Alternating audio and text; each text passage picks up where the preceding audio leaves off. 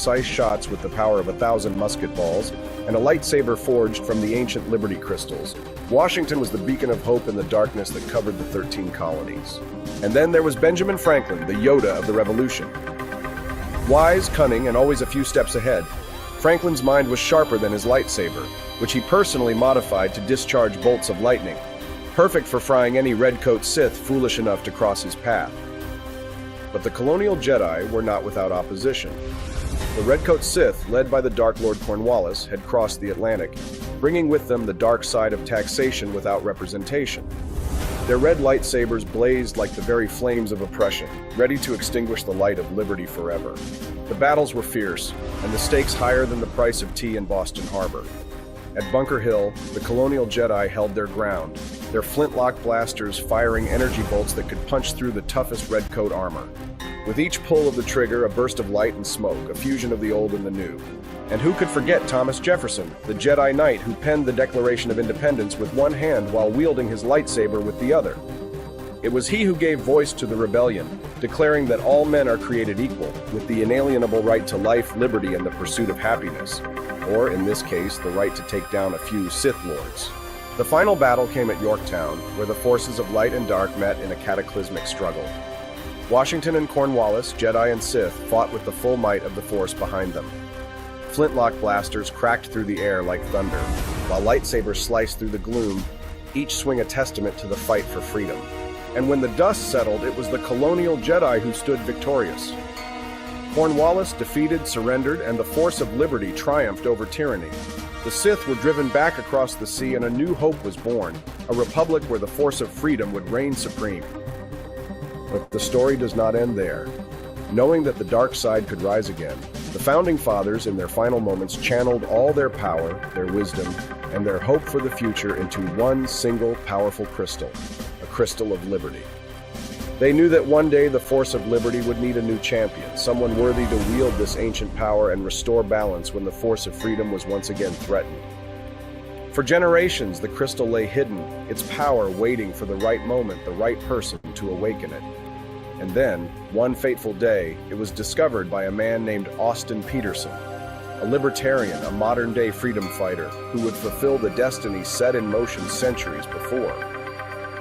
The crystal called to him, and with it, Austin took up the mantle of the colonial Jedi, determined to bring balance back to the force of liberty in the United States. Through his show, the Wake Up America show, Austin Peterson became the voice of resistance, the spark of rebellion against the creeping darkness of tyranny. With the power of the Founding Fathers' crystal, he fights not with lightsabers or blasters, but with the force of truth, reason, and unwavering dedication to the principles of liberty. So remember, young Padawan, the fight for freedom is never easy, but with courage, unity, and a little bit of force on your side, even the darkest Sith can be vanquished. May the force of freedom be with you, always. In a galaxy not so far away, but a couple of centuries ago, a great struggle unfolded. A time of turmoil, where the force of freedom clashed against the oppressive grip of tyranny. This is the story of the Founding Fathers, the brave Jedi of the colonies, who dared to defy the dark side of the Redcoat Sith. Master George Washington, leader of the colonial Jedi, was no ordinary soldier. With a flintlock blaster in one hand, capable of delivering precise shots with the power of 1,000 musket balls, and a lightsaber forged from the ancient Liberty crystals, Washington was the beacon of hope in the darkness that covered the 13 colonies. And then there was Benjamin Franklin, the Yoda of the Revolution. Wise, cunning, and always a few steps ahead, Franklin's mind was sharper than his lightsaber, which he personally modified to discharge bolts of lightning, perfect for frying any redcoat Sith foolish enough to cross his path. But the colonial Jedi were not without opposition. The redcoat Sith, led by the Dark Lord Cornwallis, had crossed the Atlantic, bringing with them the dark side of taxation without representation. Their red lightsabers blazed like the very flames of oppression, ready to extinguish the light of liberty forever. The battles were fierce, and the stakes higher than the price of tea in Boston Harbor. At Bunker Hill, the colonial Jedi held their ground, their flintlock blasters firing energy bolts that could punch through the toughest redcoat armor. With each pull of the trigger, a burst of light and smoke, a fusion of the old and the new. And who could forget Thomas Jefferson, the Jedi Knight who penned the Declaration of Independence with one hand while wielding his lightsaber with the other? It was he who gave voice to the rebellion, declaring that all men are created equal, with the inalienable right to life, liberty, and the pursuit of happiness, or, in this case, the right to take down a few Sith Lords.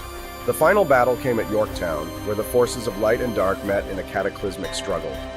Washington and Cornwallis, Jedi and Sith, fought with the full might of the Force behind them. Flintlock blasters cracked through the air like thunder, while lightsabers sliced through the gloom, each swing a testament to the fight for freedom. And when the dust settled, it was the colonial Jedi who stood victorious. Cornwallis defeated, surrendered, and the force of liberty triumphed over tyranny.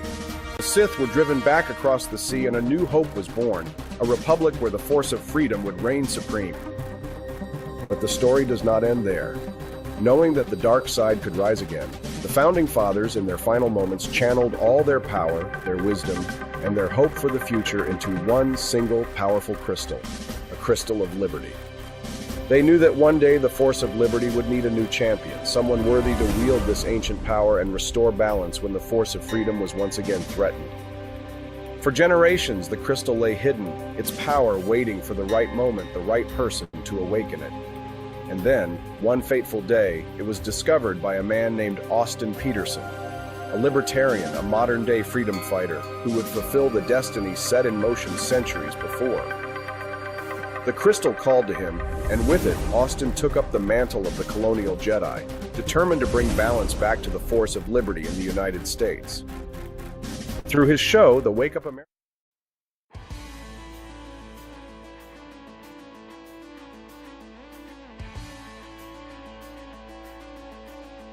Good morning, highs and freedom. I'm having so much fun with these cameras. Welcome to the Wake Up America show. I'm your host, Austin Peterson. Getting up early sucks, doesn't it? Yes, do not recommend.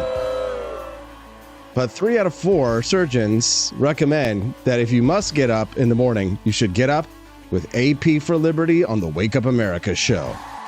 Can I get an amen? Can I get a hallelujah?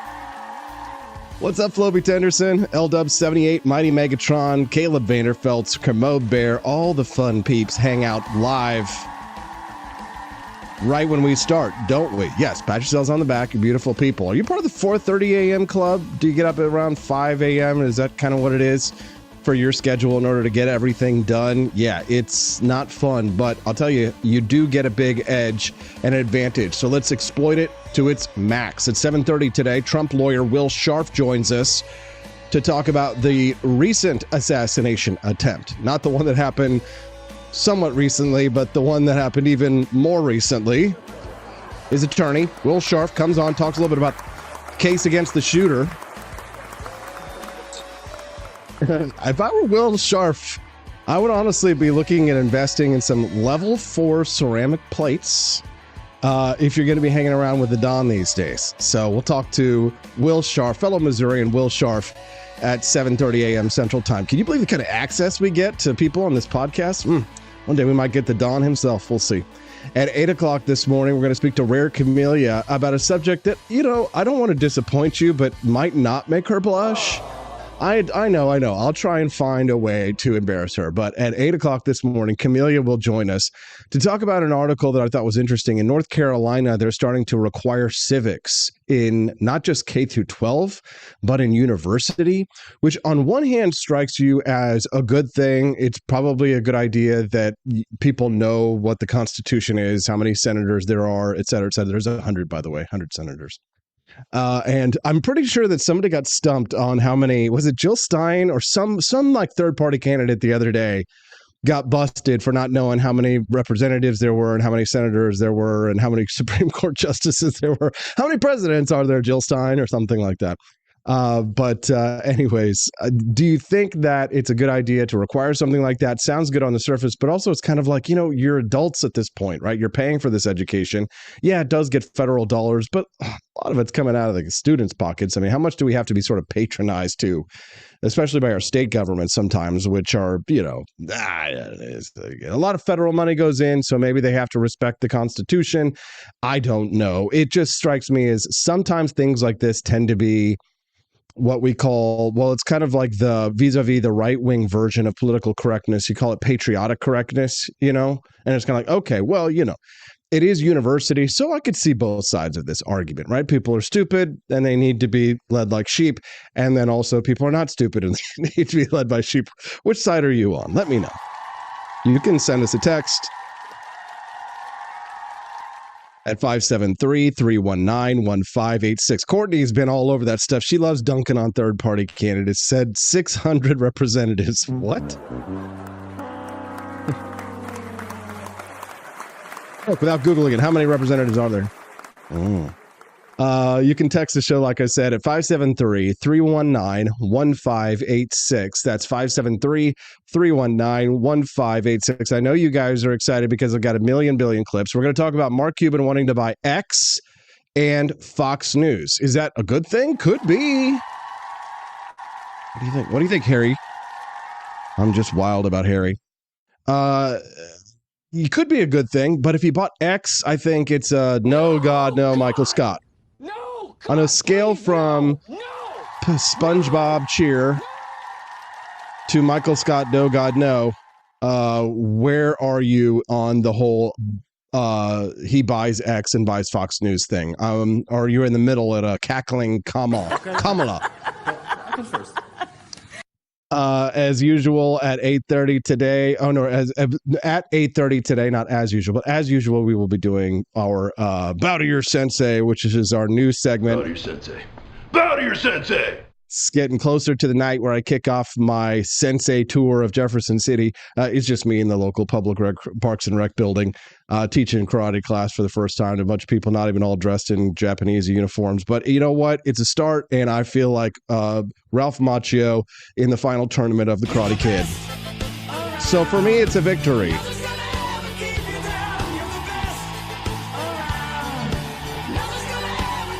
No. But at 8:30 a.m. today, we've got another guest. It's going to be Remzo Martinez. He's going to talk to us about a video, and we're going to have Jeremy Kauffman on tomorrow. Couldn't get him today. Did you see the video that Jeremy Kauffman posted of the feds, the FBI coming to his door and wanting to question him? And he shamed them right off his front porch. It is hilarious. I don't care what you think about Jeremy Kauffman. And I'm watching his X, the number of followers that he has on X. He had something like 93,000 or something like that yesterday morning. And then when the video went viral of him telling the feds to off, he had like this morning, I think 130,000 followers or something like that. So well done, Jeremy. Everybody wants a good chance to tell the FBI to bite my tat. So that is a great video, and we'll talk to Remzo about it at 8:30. And then tomorrow, Jeremy Kauffman will be on the show because this is the best show. It's the greatest show. I have the best words, and I have the best Wake Up America show. The Democrats be like, do not come. Excuse me? Do not come. I'm like, I'm gonna come. You can't stop me, baby. I'm coming for you. Isn't it glorious? Harry, did you like that? Were you a man of leisurely pastimes with his beautiful Bess Truman wife? The joke is that, and I'm sorry, Harry, but I hope you don't listen. But is that Bess Truman, Harry's wife, was actually like one of the ugliest first ladies. Yeah. So anyways, Harry, no offense, buddy. It's just, Missouri women back then were quite plain. It's the Wake Up America show where things are weird, silly shirts, but serious coverage. Hillary Clinton says you ought to be jailed for your misinformation. Are you turning yourself in anytime soon, Hillary? And I don't understand why it's so difficult for the press to have a consistent narrative about how dangerous Trump is. The late, great journalist, Harry Evans, one time said that, journalists should, really try to achieve objectivity. And by that, he said, I mean, they should cover the object. Well, the object in this case is Donald Trump. His demagoguery, his danger to our country and the world, and stick with. So what does the left want? What do people like Hillary Clinton want?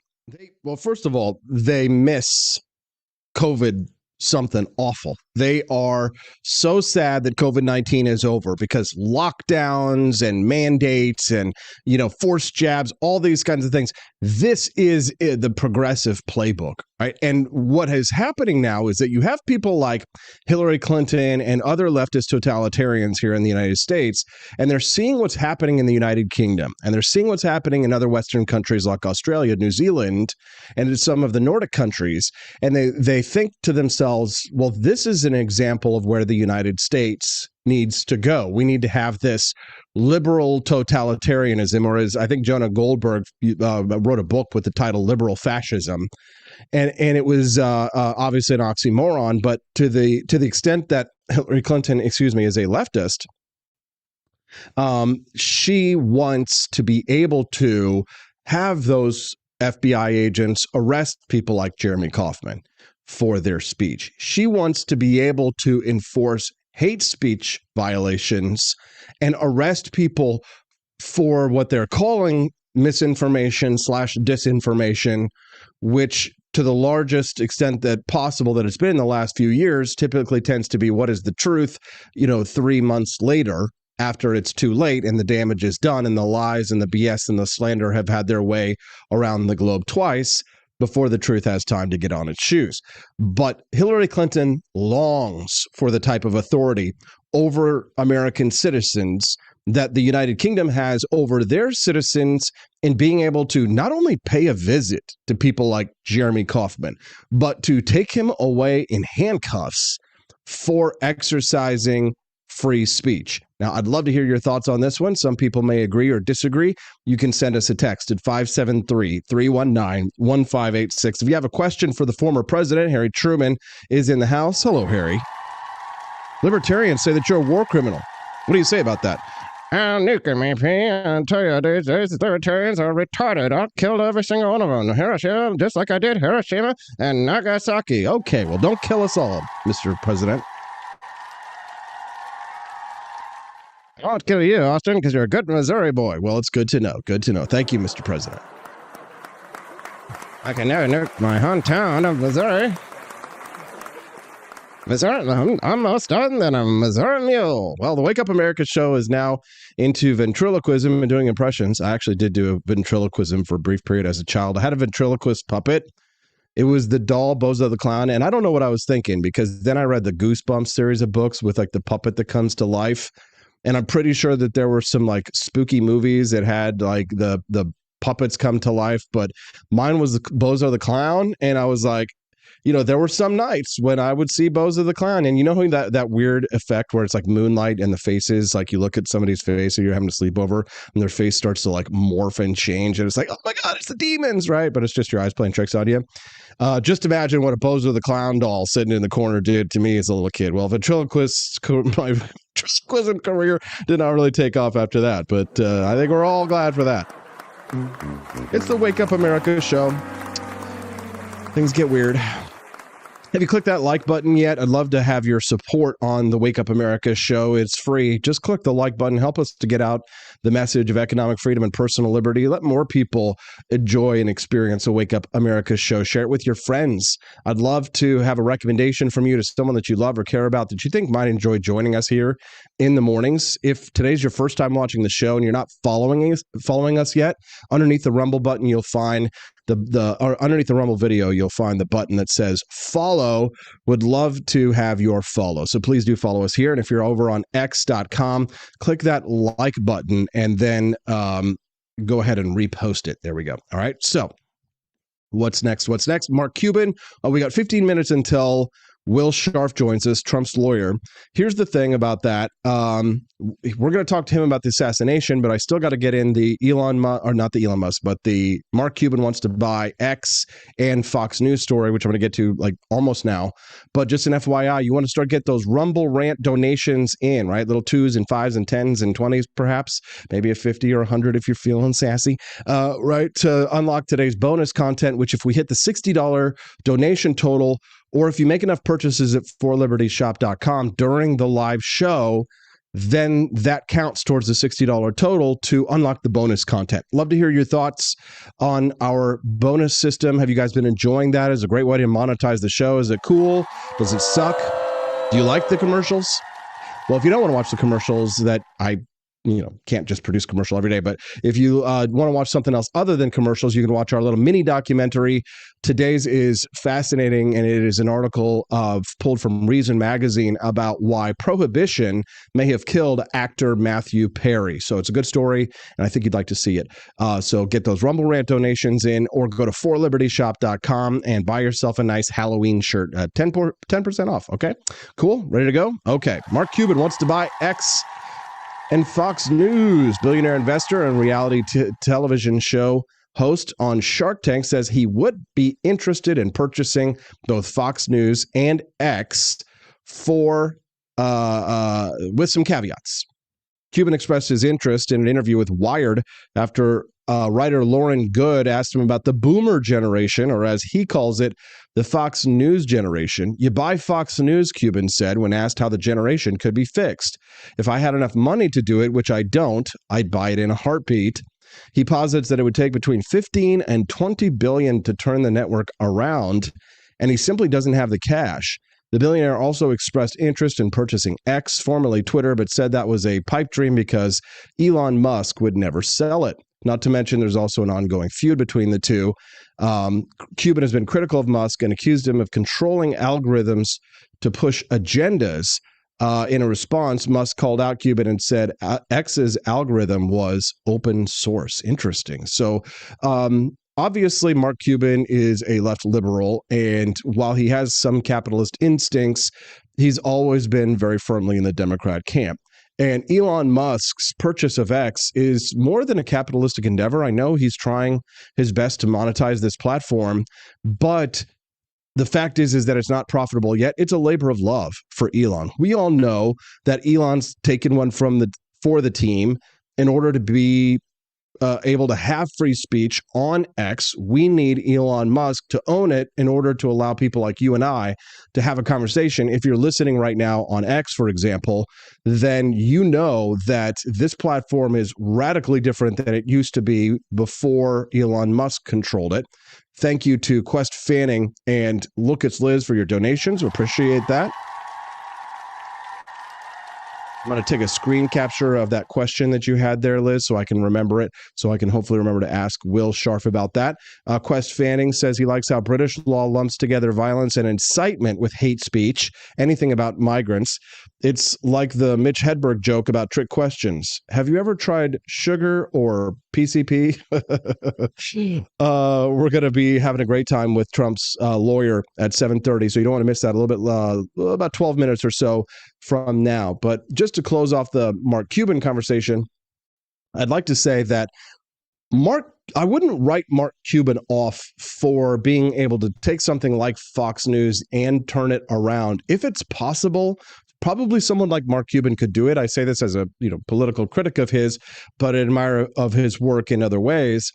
And that my problem with the whole idea of a purchasing of a Fox News is that I think long term that traditional television and cable television won't exist in the future as it does right now. My belief is that eventually all of these streaming services take all of the biggest shows and everybody watches the content at home on demand as they would prefer to see it. I think that's probably the most efficient system. There are a lot of laws and rules and regulations that are preventing things like this. A lot of people who have a lot of money invested in the current television studio and Hollywood film studio system and who will resist this kind of change. There are a lot of unions in film and television that including with the actors and of course the crew, and they're going to resist change to the industry to the greatest extent possible. That being said, there are changes being made to the industry, and we already have to a certain extent on-demand streaming for most of the shows that people want to watch. But when it comes to things like streaming, cable, television news, I mean, let's be honest. you're watching me right now. You're not watching Fox News. Maybe some of you have it on over in the corner so that you can get like the Rick Santorum interview for the day or whatever it is, right? You want to hear Monica Crowley's take on something, right? I get it, but there's a lot of great anchors, and some of the people that I used to work with there at Fox are still my friends. There's some good people over there, but the problem I think lies in the mainstream media model. See, I worked at Fox Business for 2 years and got a fairly keen understanding for the structure of a network. And having worked in television, then in radio, and also I've worked in film in smaller capacities and little mini documentaries and student projects and things like that, dozens and dozens over the years. My experience has been that the amount of overhead that goes into the television news production is massive for what it really is trying to do, which is to convey the news to you in a live, up to the minute manner. You want to hear your favorite hosts talking to your favorite guests about the biggest news topics of the day. And to an extent, you can have that on streaming platforms that cost an infinitesimally smaller fraction of the budget that you can to do the same product that Fox News gives you. I mean, ask yourself this. I mean, there are obviously some major differences between what you're seeing now and what Fox News or Fox Business is doing, but really how much? Like, how big is the difference? I've got 3 cameras in this studio right now, and I'm switching. I don't have a producer, so I'm switching between it myself, right? I'm having a little fun with my hairy thing. Like, I'm switching between cameras, giving you different shots. I've got nice monitors, right? I've got a decent studio here that thankfully donated by Scott Fawn. Thank you, Scott. Joni Rankin says that, call me old-fashioned, but I still like to see what ABC thinks the headlines are and how they choose to present it. No doubt. And certainly I see that it always blows my mind. My mother-in-law will come to visit, and she will turn on YouTube. We'll have to turn on YouTube so she can see the live stream of ABC News. It is comforting to a lot of people to have that connection to those old networks. And those legacy networks, I think, aren't going away within my lifetime. I think they'll probably go on maybe another 50 to 60 to 75 years. I don't think that the main television networks, especially television news, exists in the form that it is 100 years from now. Because it can't. It's not feasible. There's too many middle managers and executives who are not pulling their weight. And there's too much technical crew who are on the unions who are demanding a certain standard in order for production to go forward. There's just too much fat. And if Mark Cuban, say, for example, came in and trimmed the fat around a network like Fox today, made it a much more lean, mean operation, yeah, he could possibly, for at least the rest of his natural life, turn that for the next, 10, 15 years into something that could be a profitable machine. But heads have got to roll. People have got to get fired.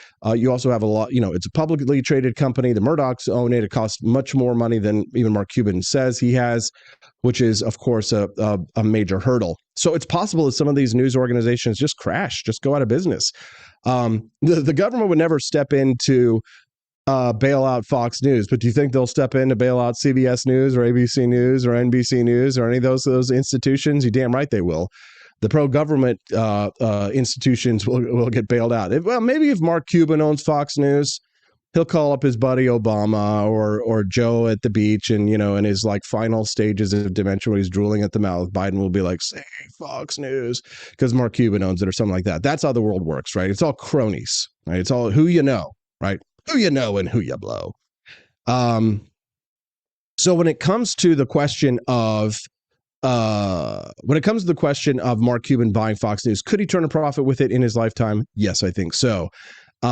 Is it a long-term strong investment? I don't think so. And while it might be comforting for people to see the old legacy networks in the way that they're produced, I think people like myself and other entrepreneurs are going to step in. I think isn't Newsmax outperforming most networks? Some of these, I think Newsmax has days where it gets more views than Fox News. What's happening, what matters, is happening on platforms like X, platforms like Rumble, and platforms like others, which shall not be named because I'm partial to X and to Rumble. We love our Elon Musk here. It's time to talk to Donald Trump's attorney, Will Scharf. We're going to talk to Will about the attempted assassination of Donald Trump. Second time in 2 months. Is Will Scharf going to be investing in body armor when he hangs out with the top chief, the number one, the big kahuna. We'll talk about that when we get back on the Wake Up America show on the 4 Liberty Network. Don't go away.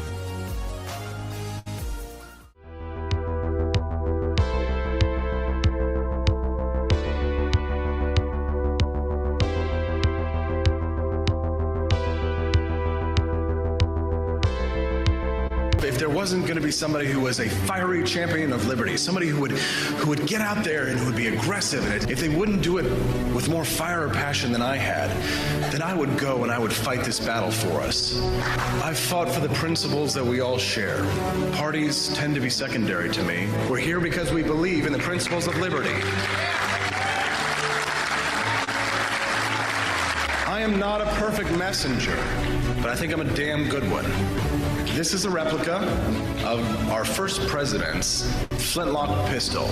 You have my full support, my respect, and my gun.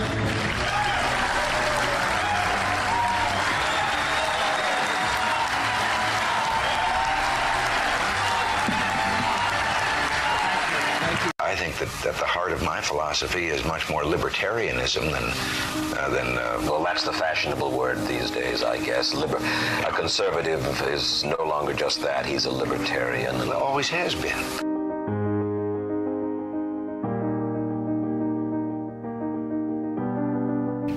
Yet any time you and I question the schemes of the do-gooders, we're denounced as being against their humanitarian goals. They say we're always against things, we're never for anything.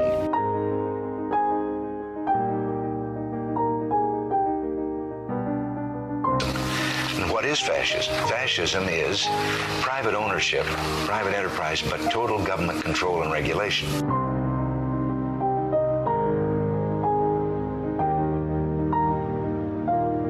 Well, the trouble with our liberal friends is not that they're ignorant. It's just that they know so much that isn't so.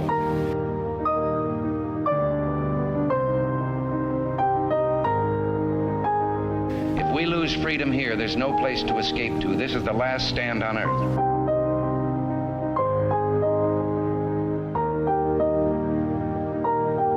This is the issue of this election. Whether we believe in our capacity for self-government or whether we abandon the American Revolution and confess that a little intellectual elite in a far distant capital can plan our lives for us better than we can plan them ourselves.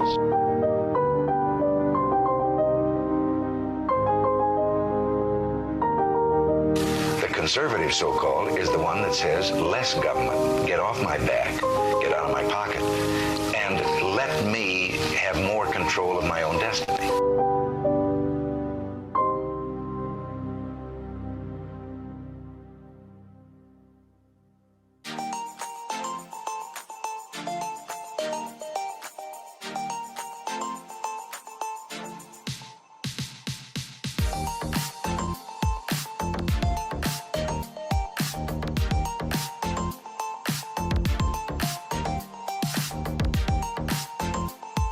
Happen if I had to pick up the phone, call 911 for one of my family members or one of my neighbors, what would I do if no one was on the other end to respond? What if there was no 911? So you can be a part of the solution. Anybody can be a firefighter, male, female, younger, older. We have school teachers, we have leaders in business. Is me, you, anyone that wants to be. There is no typical firefighter. Do you hate the deep state? Do you reject the Antichrist in all his ways? Do you believe that aliens controlled LBJ to assassinate John F. Kennedy? Did you know that the shot can put chemicals in you that will make you more sensitive to 5G? Do you love America? Do you want more freedom? Do you like smoking hot red-headed libertarians? Then the AP for Liberty shop is for you! Check out all the awesome new merch and have a happy new year! Fight the deep state, reject the Antichrist. Visit AP for Liberty shop and get your patriotic merchandise now, or the deep state wins.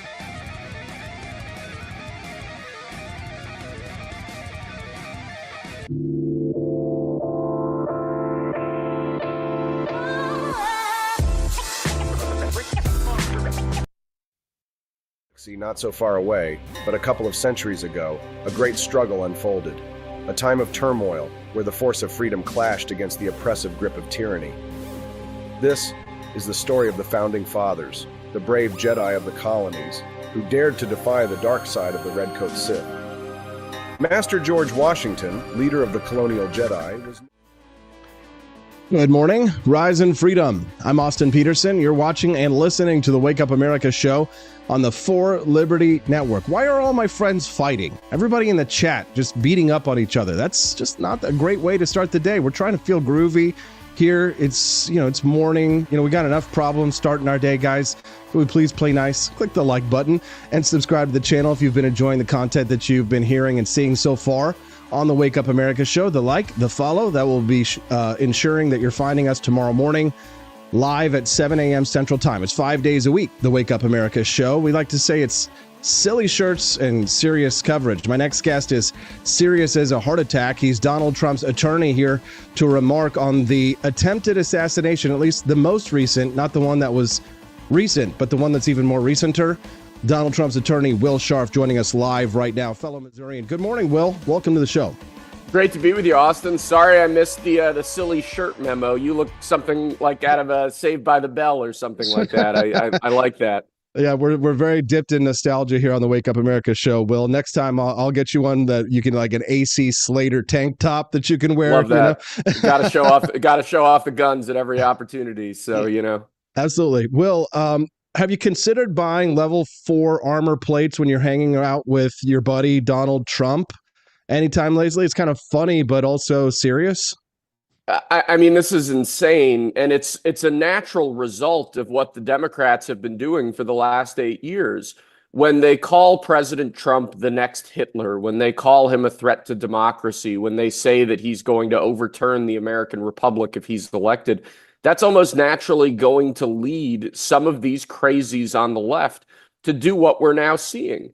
I mean, this guy in the most recent attempt, the fellow who was arrested in Florida, he's a known quantity. He's been quoted in the New York Times. He's been quoted in Politico. He is a leftist activist on a number of issues, including most notably Ukraine. And he's obviously listening to the rhetoric. We're going to find out more about his motivations in the coming days, I'm sure. But in the meantime, it's pretty clear what caused this. And when you have this steady drumbeat of statements over a period of years from Joe Biden, from Hillary Clinton, from Kamala Harris, that President Trump is literally the next Hitler, it's going to spur some of these crazies to action. And that's why this rhetoric from the left is so dangerous and so reprehensible. Well, why do you think that the left finds Donald Trump to be so hideously alien when it comes to America? I mean, he's been an American institution for much of his life. Is it just that he had the audacity to actually beat them in an election and they're sort of keen on the Republicans who can't beat them? Is it just that he beats them so mercilessly and drags them in the news and is shameless about embarrassing them and destroying their lives and their careers? Or is it really like, is there some psychosis? Is there a real Trump derangement syndrome that needs to be added to the medical journals of something that he sparks in people? Has the left done this to themselves? Big picture, talk to me. What is it about Donald Trump that makes them want to kill him? So there are two things, not so much on want to kill him, but why the level of rhetoric against him is so heated, even relative to other Republicans. First is the original sin of 2016, the fact that Trump beat them. They were preparing this coronation for Hillary Clinton. She was going to cement the Obama legacy. She was going to appoint a radical leftist to the U.S. Supreme Court. They were going to bake in all of the gains of the Obama years, and they were going to establish a permanent ruling majority in this country. And Donald Trump won where I don't think other Republicans could have. Breaking the blue wall in Michigan and Pennsylvania, in Wisconsin, the fact that he won by surprise, that they certainly didn't see it coming. They will never forgive him for the fact that he won. The second is more of a socio-cultural thing. When you think about the modern left, the modern right is very much, the Republican Party is now very much a populist party. It's an up from the bottom party. It's a party where the cultural mores are largely defined by the voters. When you look at the left, it is very much an elite-driven, top-down set of institutions. These are people who are sitting at their cocktail parties in Washington, D.C. and in New York, and they're elites. They've gone to the right schools. They've had the right jobs. They've existed in this ecosystem for a while. And everything about President Trump is foreign to them. The fact that he can be a bit crass, the fact that he's blunt, the fact that he looks at the world in a very different way than they do, not this sort of cosmopolitan, mealy-mouthed way, but the world as it is, a world with power dynamics and negotiations and just a much realer way of looking at the world. He's utterly foreign to them. They were perfectly... And that really does, sorry to interrupt, but that crosses over into the foreign policy question as well, where these global elites see the world as their plaything because they can be anywhere in the world in 6 hours in their private jets. And to them, the world is something, and people's lives are something that they can mold. This is why Kamala Harris says Trump has no plan for your life, which is it's a relief for me to hear something like that. But for the left, it really is like they want the government so badly to plan every single aspect of our lives, Will. And that's really what I think terrifies these global elite, is that they lose their control, their grip on the average, ordinary, everyday man through their zombification of their base in the media, and then through the ballot box, they whip their voters into shape to force them to conform to a set of issues that don't even have anything to do with each other. I mean, Greta Thunberg is out there. She's like, what? How old is she? She's protesting against Israel. What the shit does she know about Israel? It's this mishmash hodgepodge of coalition against Trump, right? These people are doing the bidding of these global elites and they don't even know it. They're tools, they're pawns, That's why RFK Jr. and Tulsi Gabbard and others, the good Democrats, have joined Trump, right? Yeah, that's exactly right. Remember, to the left, it's not about issues. The issue of Israel is almost incidental. All of these issues are incidental. It's about Marxism and leftism. It's about achieving the leftist agenda of global control. And if you go back and read Marxists from the 1930s through the 1960s, Antonio Gramsci, Herbert Marcuse, they understood that all of these different issues could be weaponized to bring about the ultimate communist revolution, the ultimate Marxist postmodernist remaking of the world. That's what they're after. And folks like Greta Thunberg are just useless pawns in that broader scheme. But to the leftists in America, I mean, they see America's place in the world ultimately as serving the world order, right? They want American troops defending Europe because they want to pal up with Germany and France and appear sophisticated and cosmopolitan and all that. President Trump views the purpose of American power as protecting America and protecting Americans. It's just a fundamentally different worldview that's deeply offensive to folks on the left who view it as uncouth and crass and sort of a throwback to a different era. It's a crazy dichotomy. Remember, President Trump was perfectly welcome in their world until he ran for president, right? Hillary and Bill Clinton went to his wedding to Melania. They were perfectly happy taking his money and watching him on TV until he stood up and offered a better vision for the future that was a tremendous threat to their stranglehold on American politics, on American media. That's what is so offensive about him, that he beat them and that they don't have an easy answer, because at the end of the day, on all of these different issues, he's right. Now they want to kill him, and for all those reasons you've said and more. But when it comes to his attempted assassination of Donald Trump, they want to blame the victim. Are you surprised that the left immediately put the blame for his almost murder on Donald Trump himself? Did that shock you in any way? No, I mean, go back and read Saul Alinsky's rules for radicals. You never, ever, ever admit that you're wrong if you're a leftist radical. To admit that, hey, maybe we shouldn't be saying all this stuff about him, is just deeply, that's not territory the left is ever going to go to. So how do you get out of this? Is you blame the victim, you blame Trump, you say that he's the one who's responsible for the heated rhetoric for all that, when it's just absolute garbage. The left will never take responsibility for its own failings, because admitting that it has failed is just totally antithetical to the way that the left perceives the world. But yeah, they're going to double down. They're going to blame Trump because that's the only thing they can do.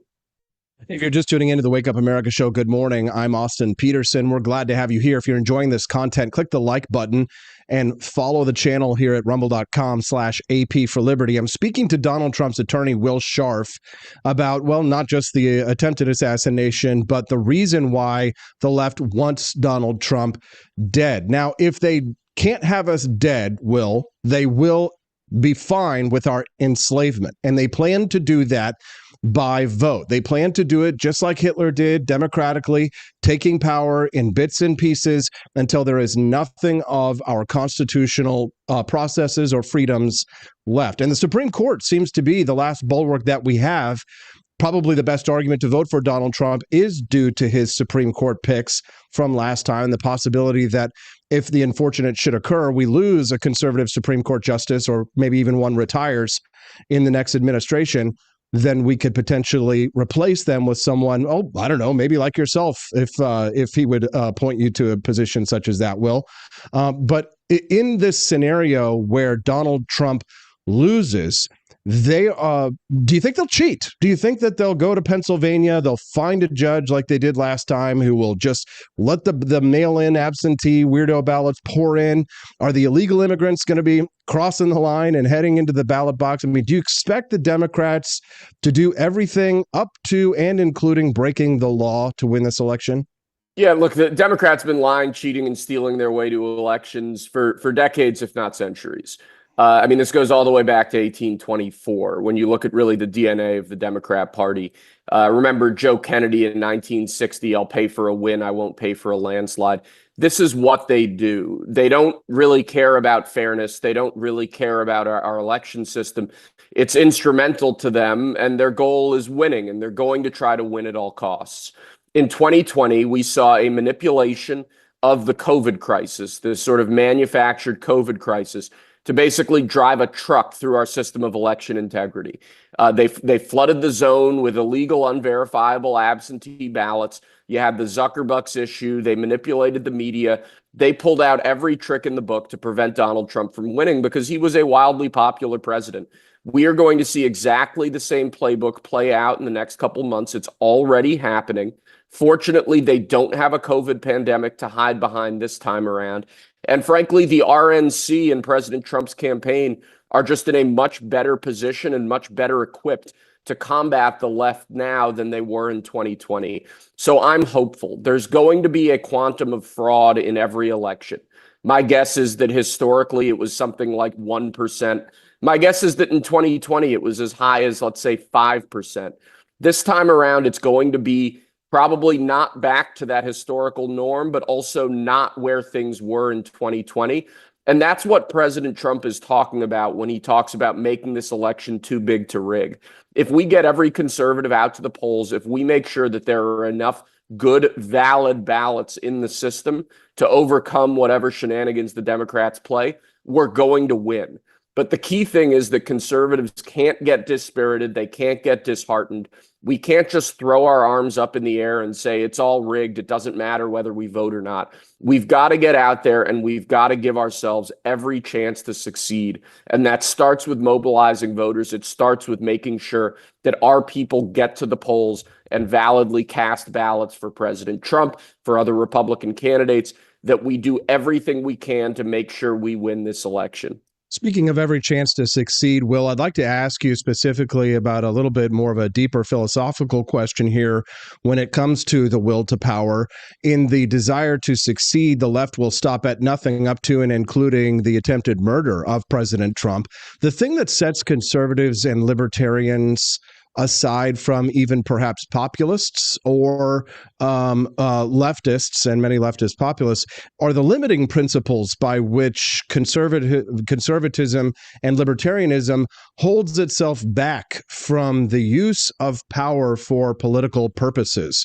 One of the big arguments happening in the Republican Party right now is between conservatives and libertarians and populists who talk about the differences between left and right being those limiting principles. In other words, that when we take power, that the question is, should we use it against our political opponents in the same way that they would weaponize the government against us? So, for example, a prime example would be the weaponization of the Department of Justice against your boss, Donald Trump. Do you endorse the idea, the populist ideal, that it is wise and good and intelligent to take power and to use it to punish your enemies as they're doing to Donald Trump? Is the left just wrong because they're leftists in using the power of the DOJ against their enemies? Or is that something we should expect from a Trump administration? Is it wise? And, do you fall more on the conservative side of this or the populist side? Well, that's a very broad question, and it's It something of a leading question. I'll say this: in their haste to get President Trump, and in their haste to get many of his supporters, I do think people have broken the law, and I think those people should be punished. When we look at the Russia collusion hoax, for example, what DOJ, what the FBI did to Carter Page with this illegal FISA warrant, a warrant that they predicated on information from sources that the FBI had already disqualified. If I did that when I was a federal prosecutor in St. Louis, if I did exactly the same thing to a drug dealer in North St. Louis, if I had predicated a warrant on information that I knew was from a disqualified source, I would have lost my job, lost my law license, and probably been criminally prosecuted. That's how the system is supposed to work. We have never seen accountability for what the left has actually done in terms of perverting our justice system, in terms of breaking the law. Where people break the law should be enforced and they should be punished. So there's shades of gray to the question that you're asking. You're saying that they've broken the law. I think I agree with you, but it's not a leading question. I mean, J.D. Vance, Vivek Ramaswamy, everybody's having this conversation right now about the proper role of government in terms of weaponization, in the sense that, you should go after those who have committed crimes to the fullest extent of the law, but is it the job of the White House to, I assume you agree with unitary executive theory, meaning that the president should be able to fire more feds, right? 100%. The Constitution is quite explicit on the point that the president is Article 2, is the executive branch, yes. Right, but in theory, we'd be better off, for example, without an EPA, perhaps, right? Perhaps without an ATF, right, trying to come into Missouri and enforce their federal laws against our SEPA law, right? I know you're a former federal prosecutor, but I mean, maybe, am I articulating this in a way I think you're absolutely right that we've seen the growth of the administrative state in a way that's designed to serve the leftist agenda, and we as conservatives need to roll that back. We need to insist on accountability, and where people have broken the law, they absolutely need to be held accountable in court for that. And I think many on the left, with this relentless pursuit of Donald Trump, have in fact broken the law. I think the aspects of it are a criminal conspiracy. I think when you look at what J.D. Vance and Vivek Ramaswamy and these guys are really talking about, we as conservatives, we as libertarians have almost come to accept the status quo. We've come to accept the idea that there's going to be this federal behemoth, and we might be willing to chip away at it around the margins. But we're deeply uncomfortable with real structural reforms of the system that was set up first in the New Deal and then in the Great Society era.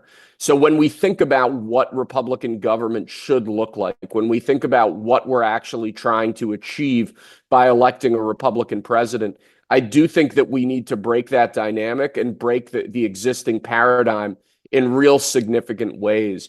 And I think President Trump is the first Republican candidate who's really understood that, certainly in my lifetime. Reagan was similar in some respects. He understood that deregulation, the tax cuts, that we needed to just reshape the size and scope of government. But I think Trump really gets just how out of whack things have gotten in Washington, D.C. You know, these unelected federal bureaucrats should not be ruling the country by diktat. And it's become a real problem that's affecting ordinary Americans every single day.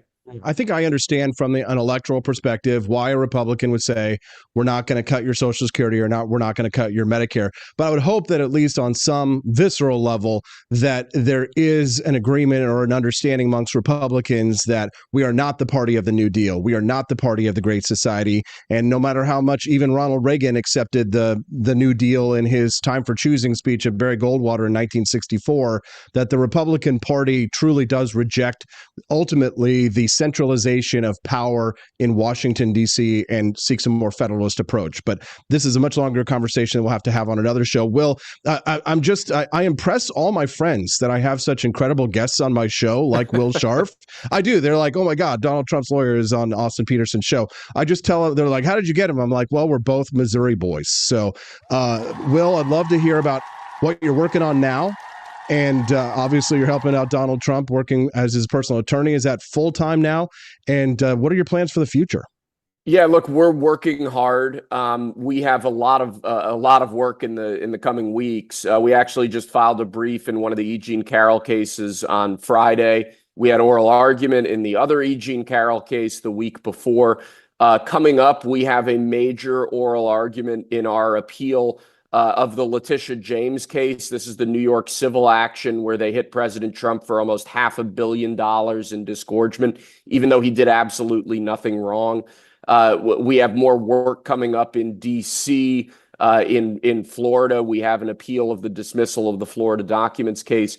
Obviously, more work in New York, although that New York criminal case sentencing's now been pushed off until after the election. We're busy right now, and that's my primary focus. As you know, I ran for attorney general here in Missouri. It didn't work out well. Still really happy I did it and met some incredible people along the way. But for now, I'm back to practicing law. I'm doing a little bit of media where I can be helpful to the Trump campaign and to the boss. And we'll see where life takes us. But my principal focus right now is making sure that President Trump is getting the legal representation he needs, that we're doing everything we can to stop this leftist campaign of lawfare, and that we get him back in the White House where he belongs in November. Will, I'm a great admirer of your work, and I appreciate that you get up so early and are so generous with your time sharing your insight. I do hope that I get another chance to vote for your name on a ballot line sometime in the future. Have a wonderful day, Will. Keep up the good work, and we hope to talk to you again very soon. You too, brother. Talk to you soon. Thank you very much. Let's give Will a round of applause. What say you?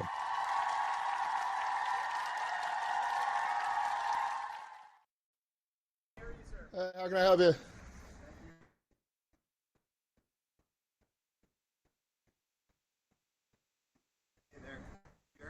Yeah. Who are you? I'm Agent O'Donnell with the FBI. Can you give your full name, please? Agent O'Donnell. Is that sufficient to identify as only one O'Donnell affiliated with the FBI? In New Hampshire, yes. Could you please state your full name, sir? Could you please stop recording? No. It's First Amendment right. Okay. What's your name, sir? Absolutely not. You can show me your name and identification, or I'm going to go back inside my house. I don't really want to broadcast my... Oh, this is going out right after you guys walk away. So you can show me your name and ID, you can walk away. We just want to talk to you. I'm not going to talk to people who claim to be federal agents unless they can show me identification. You see our badges. I need to see... Is your full name on that badge? No. I'd like to see something with your full name or I'm not going to talk to you. I prefer you not to. This will be going online as soon as you walk away. That camera is Jeremy Kaufman's shield right now. Don't ever turn off the camera. All I want to do is talk to you about a post that was made, and if you happen to be the one that made the post. I want to talk to you about you guys coming here. Say you make a salary of, I don't know what, low 100K? You guys making six figures? Factor in 50% expenses, overhead, maybe 100% expenses. Talking about burning a couple $100 an hour just here, let alone all the time you guys are spending to investigate something that you know is not against the law, right? Like you're familiar with. So then why would you come? Because we wanted to make sure that there weren't any. No, you're coming because you're part of a regime that does this kind of thing when you know laws aren't being broken, and that's an embarrassment, man. Didn't you guys read the Constitution? Do you not believe in America? Like, how do you do your jobs and go home? We appreciate it. You're walking away because nothing we did is against the law. And you guys are fuckheads that try to act like bullies. And I hope you go home and are embarrassed. You can't even say your name on camera because you know that what you're doing is embarrassing. You know Americans that believe in the Constitution think you're laughable. And you go home and you think about what you did today. Go home and think about it, you cowards. Drive away. Drive away. Thank you for your time. You're not welcome. You should be embarrassed. Embarrassing. You guys are embarrassing.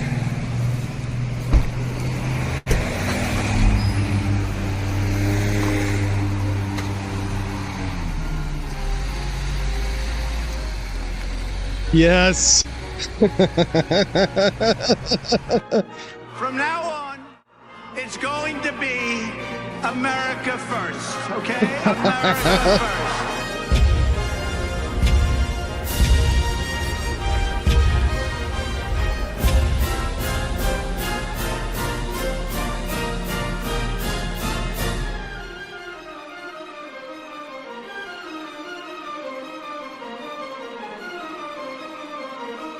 Turn it up, folks. Everybody turn it up.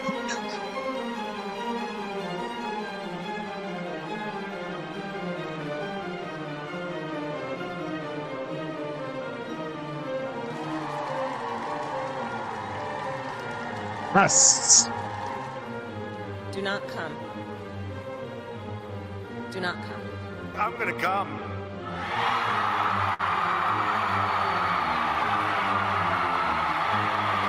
That, my friends, is how you talk to the feds. You don't talk to the feds unless you have an attorney present. If they had something on him, they would have had a warrant. At forlibertyshop.com, we have for you a federal proof doormat that says come back with a warrant. You can get this exclusively at forlibertyshop.com. Go to forlibertyshop.com and get yourself a come back with a warrant mat. During the commercial break, while I go get Camellia to talk to her about mandatory civics lessons at universities. Now, we're going to talk to Camellia about that when we get back on the Wake Up America show on the For Liberty Network. Damn it.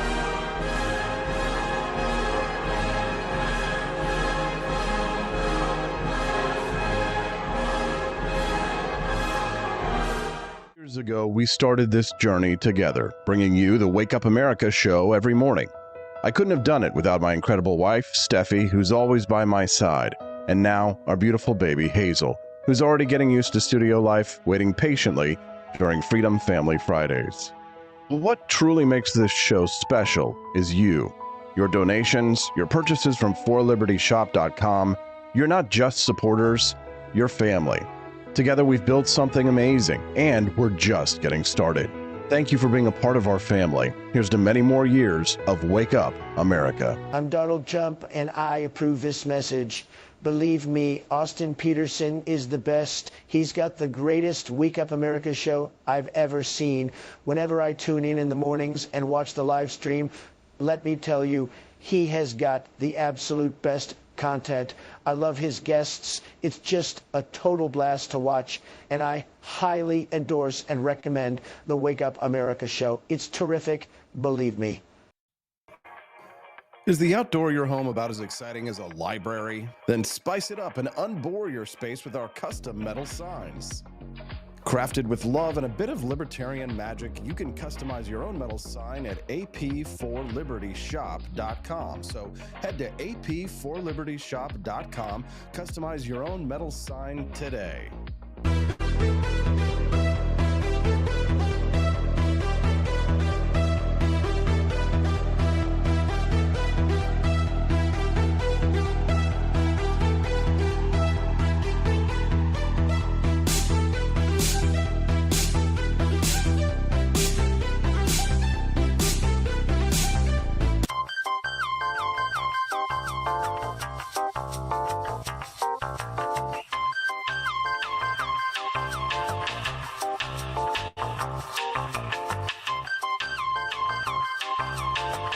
Welcome to a world of vocal discovery at Peterson Voice Studio.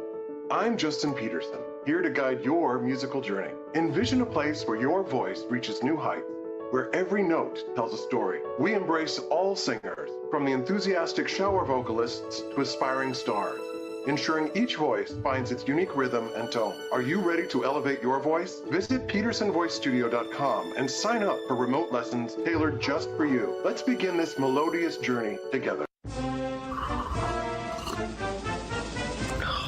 Tired of spending your hard-earned money on woke corporations that don't share your pro-freedom values? Fed up with sipping liberal lattes and... Good morning, Rise and Freedom. I'm Austin Peterson. You're watching and listening to the Wake Up America show on the For Liberty Network. Thanks for sticking through those commercials. We have commercials because we haven't hit the bonus content yet. We've raised $9 towards the $60 goal. I'm getting kind of nervous, guys. We've only got an hour left. We don't want to have first failure today to hit the bonus content level at $60. Rumble rants by the end of the show. If we hit 60, that unlocks it. Or the fun thing to do is go to forlibertyshop.com, get yourself some sweet freedom merch over at forlibertyshop.com. If somebody buys a mat, you can get a Don't Tread on Me mat, ironic and funny, or a Come Back with a Warrant Jeremy Kaufman edition. I'll send it to New Hampshire for an extra $100 and have him sign it and send it back to you. The guy in that video that told the feds to frig off. Jeremy will be on the show tomorrow, but my regular guest, Camelia Peterson, has to be on Tuesdays and Thursdays at 8 a.m. Central Time. We're going to talk to her about that and some other things as well. The lovely Camelia Peterson. Oh, she's I. Good morning, lady. Good morning. By the way, I would just say that you need to do your patriotic duty and contribute towards the bonus content because today is Constitution Day. Yes. It is your constitutional duty. No, I'm just kidding. And you can do that. I meant to put them on for the show and I forgot, but you should go buy some Constitution We the People earrings from the For Liberty shop. See, ladies are always surprised because most libertarian stuff is like angry guns in your face, but which is, we do have that kind of stuff. But there's also a lot of like cute, like Rosie the Riveter and earrings with like bomb pops that are American flag colored and stuff like that. So we do get a lot of lady customers, probably more than the average libertarian, which is like Nerd Fest sausage party. But anyways, I digress. With 700 people watching us live over on Rumble right now, I think we should get to this. We should probably get to the news. Okay, fair. Yes. Jeremy Kaufman gets a visit from the FBI. He tells them to frig off. Hero or villain? Your take. Hero. 100%. I watched that, and when I went and picked up Felicity yesterday, and she's 15 now, and so when we pulled up to the house before we got out, I was like, okay, you have to watch this before we get out. And so I made her watch the whole thing. And I'm like, imagine somebody walking up to your house and just expecting you to take their word that they're a federal agent. Like, right. No, right? Like, and I mean, what happened to the whole stigma of the FBI being dressed in suits and whatever? Like who dressed those men that day? Right? Seriously? Those men in black. Come on. They need Will Smith up here, get jiggy with it. And the license plate, as they drove away. I mean, that just there is nothing that would indicate to you in any way, shape, or form that you should remotely trust random people off the street. Yeah, right. Hi, I'm with the FBI. I won't show you my badge. It doesn't have my full name on it. And and also turn off the recording. Are you serious? Yeah. So what? So you beat me up or it won't be on camera? And in what planet are these people living on? And as the chat was identifying earlier, I know our friend Courtney got really triggered. Hopefully she'll cool off and she'll come back. She says she called us all pieces of poop and then left forever. She says she's leaving forever because of this conversation. But if the feds had something on Jeremy, if he had violated the law, they would have been there with an arrest warrant to arrest him, not to talk to him. Right. And I know that lots of people, myself included, have had issues with Jeremy in the past because of his, shall we say, flame-throwing Twitter posting. Right. It's been often controversial. And I was actually curious, and I never did see what was the post that they showed up asking about, right? So The LP of New Hampshire post that they claim called for the okay, that assassination. Yeah. so I assumed that he wasn't even posting for their account anymore. I don't know where I got that idea. It seemed like, I don't know, it seemed like there had been a rift there or something, but I could be wrong about that. So I didn't even assume that that was it. But, I can understand why they would make that assumption because he has, he's definitely been on their account in the past. But no, my daughter's reaction, she totally understood why you should not talk to people like that and why you should record. Now, she did think that he maybe went a little far, right? And some he of was the kind of extra dunking. stuff he He was piled kind of on. dunking on him at the end, with the whole I don't want to give the signal, but it's like, I think she felt that was unnecessary, but but the basic, premise of everything, 100%. Right. Well, people don't know their rights, Camelia. We see it all the time. If you ever watch Cops or some of these other shows, the police officers arrive and people just start blabbing. And a lot of times it's when they're arresting lower level people on drugs and stuff. But like, if you're going to show up to like a level 7 or 8 Mensa level libertarian who is like a mega activist and knows their stuff, you got to know who you're approaching, right? Like, did the FBI not do their homework on this guy? I mean, Jeremy Kaufman is like the clown prince of trolling the feds. Did they have a file on him? Yeah, no kidding. These are the kind of, honestly, I bet he would probably be, embarrassed if they didn't have a file on him.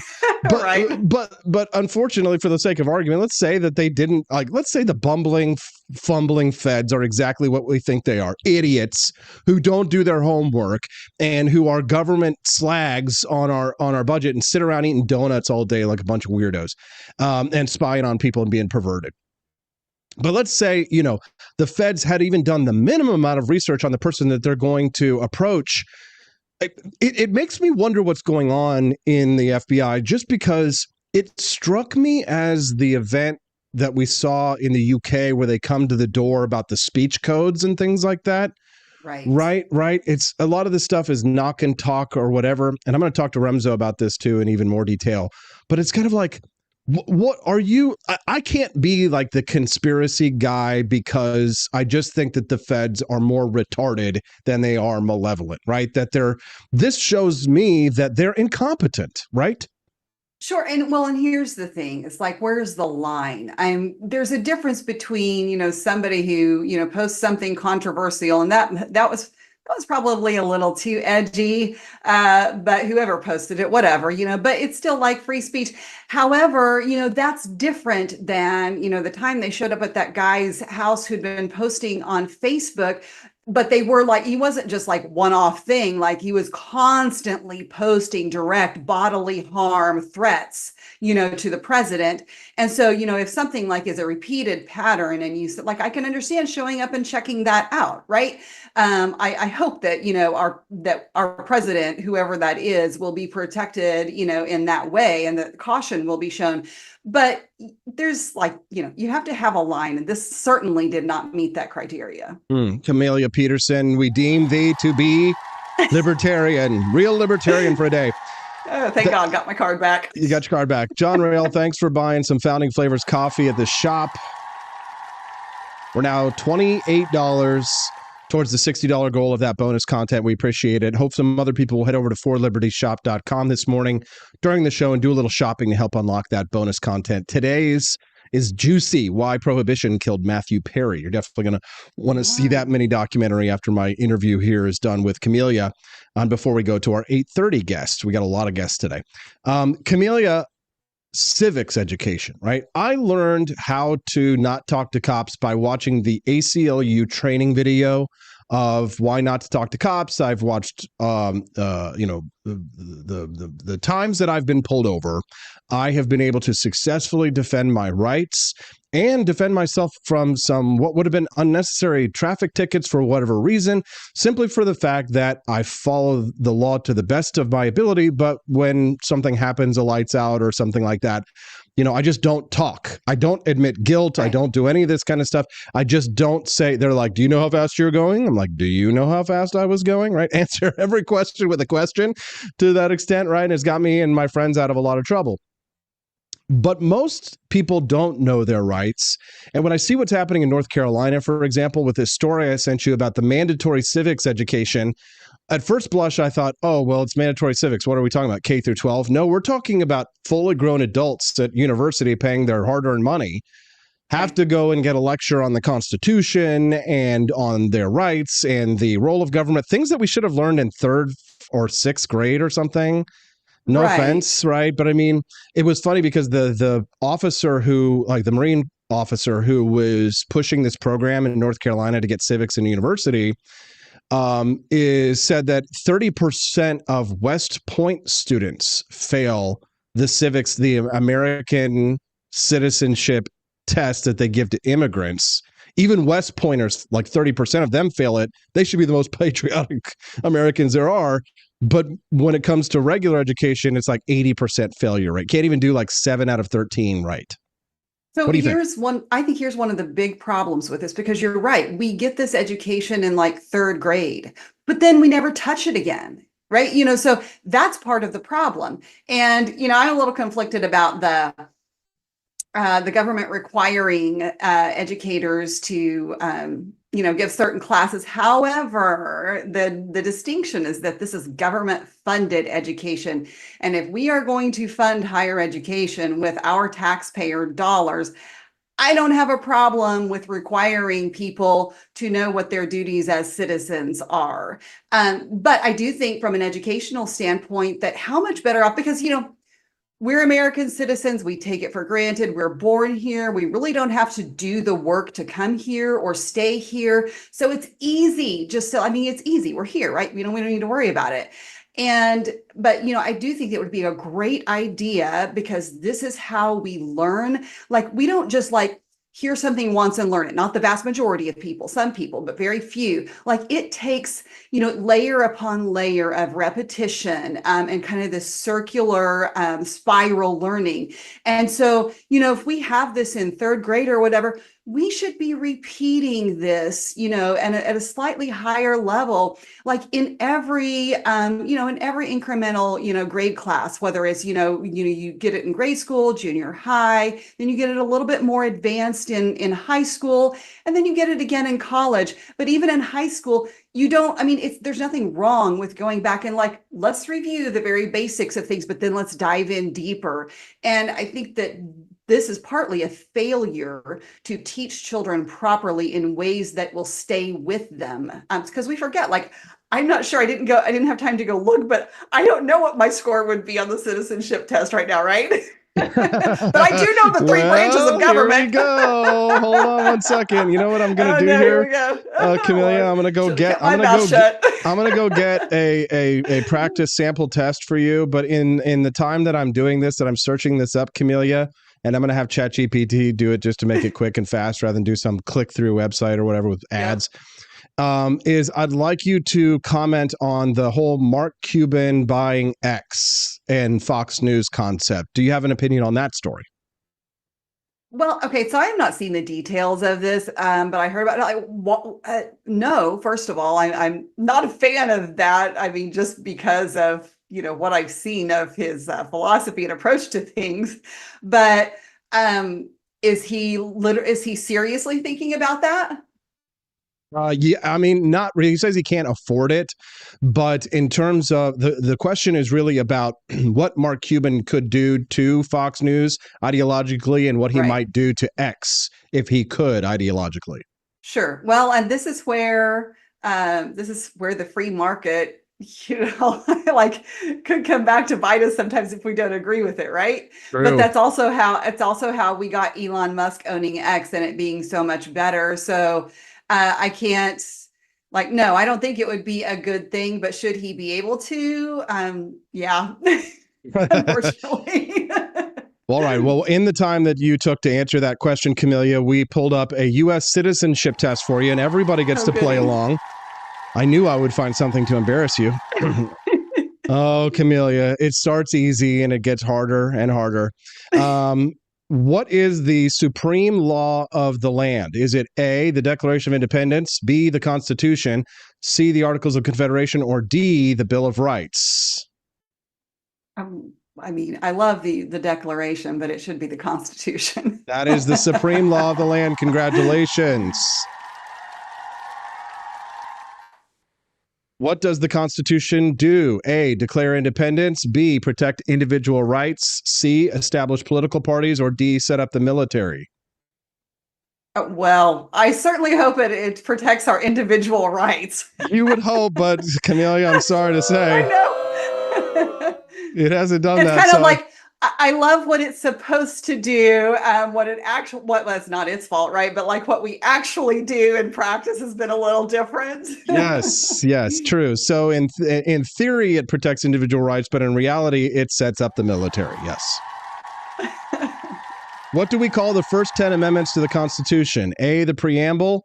B, the Bill of Rights. C, the Federalist Papers. D, the Amendments of Freedom.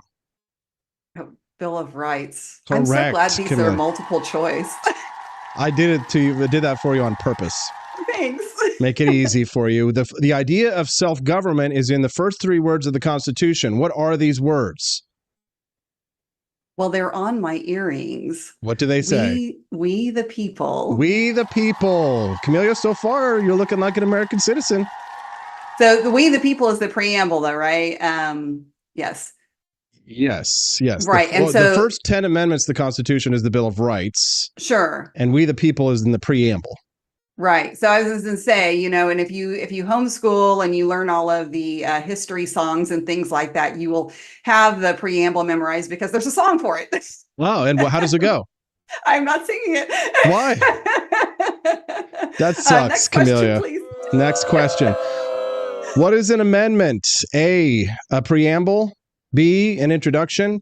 C, a change or addition to the Constitution. Or D, a court decision. It's a change. In theory, right? But in reality, it's oftentimes it's a court decision. You know what I mean? Right. Yes.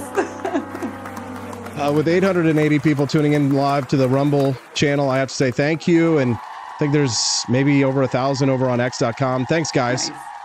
Click that like button and subscribe to the channel. We'd love to have you be a regular guest on the Wake Up America show. And that's Mondays through Fridays from 7 to 9 a.m. Central Time on Rumble, right here at rumble.com/AP4Liberty. So we'd love it if you guys would help to support Rumble by becoming a premium member to Rumble. I'm a premium member. That's why it doesn't say Rumble Studio up in the corner. I get all kinds of perks and benefits. Commercials get cut. Rumble has not censored. It doesn't have biases. They've held the line against the Biden and Harris administration when they have tried to censor social media platforms. They do not cooperate with the feds in such a way. Corporate America is trying to remove free speech. Rumble's fighting to keep it. I'm asking you today to join the community that believes in the First Amendment and believes in our human right to free speech.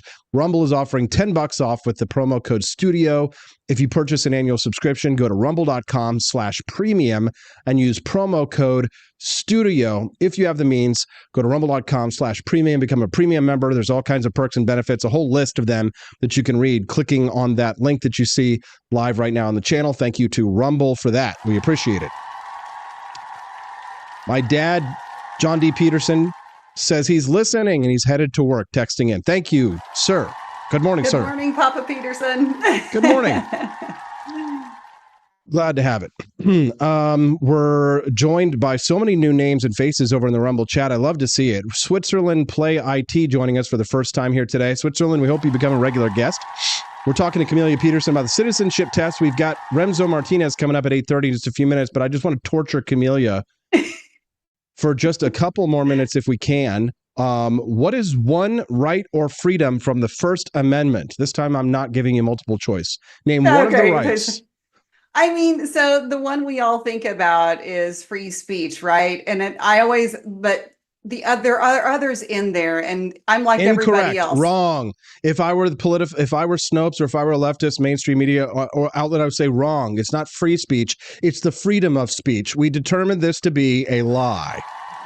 Okay, all right. Freedom of expression. Of speech. Can we also just say freedom of expression? No. Like we have to determine what is speech? No, you're not allowed. The feds will come to your door and visit you if you try and express yourself a little too freely. But the 60s and 70s taught me, not that I was alive then, but they taught me that we are free to express ourselves, and hence we have feminism.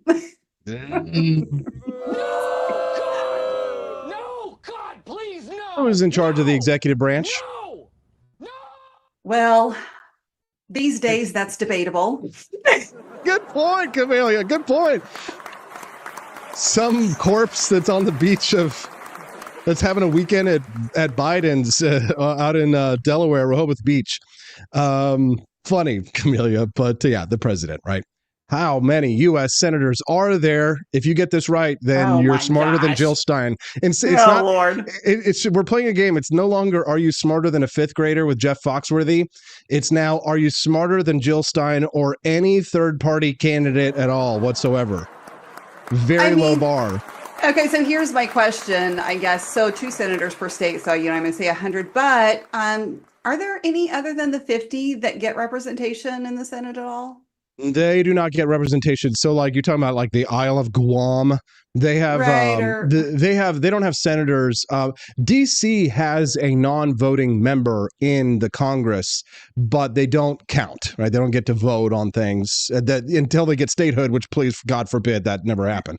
But DC will never get statehood unless we get unless conservatives or Republicans either split off California, the northern part of it, into the free state of Jefferson, so we can have 2 more Republican senators, or until we finally go to war with Canada and annex Alberta for their oil tar sands, which I think we should have done a long time ago. Free Canada. So who's been the biggest push for the 51st state? Is it has it been Puerto Rico? There is a Puerto Rican statehood movement. There's also a Puerto Rican nationalist movement. So I don't know that their claim is as strong as Washington, D.C.'s has been. The free state of Jefferson, that has been a project for a long time, though. Since the early 1900s, Northern California tried to set up their own independent republic not independent republic, but independent from California state in order to break away from Sacramento's politics. Problem, of course, Sacramento's in the north, and they're governed essentially by the southern half of that state. But let's continue our quiz here, Camelia. I'm trying to see if you're going to actually get one wrong. So far, you've got 100%. You are an American citizen. You're taking the American citizenship test. What territory did the United States buy from France in 1803? Louisiana, right? Is Louisiana Purchase? Are these too easy for you? Do you want me to make them harder? No, I don't. Okay. Which nations did the United States fight against in World War II? Oh, you were gonna, okay, let me think back. World War II, I know, right? Okay. So this was, World War II would have been Nazi Germany, right? You got one. So Germany, who else is in there? So Japan would have been in there. Japan, number 2. Germany, Japan. You got to get at least one. No, we did not fight against Russia in World War II, Camelia. Okay. I'm going to fail on this one, They called him Il Duce. Il Duce. No? Nothing. It's not bringing up any ringing any bells. The third major belligerent of World War II, Germany, Japan, and grazie molto bene, principessa.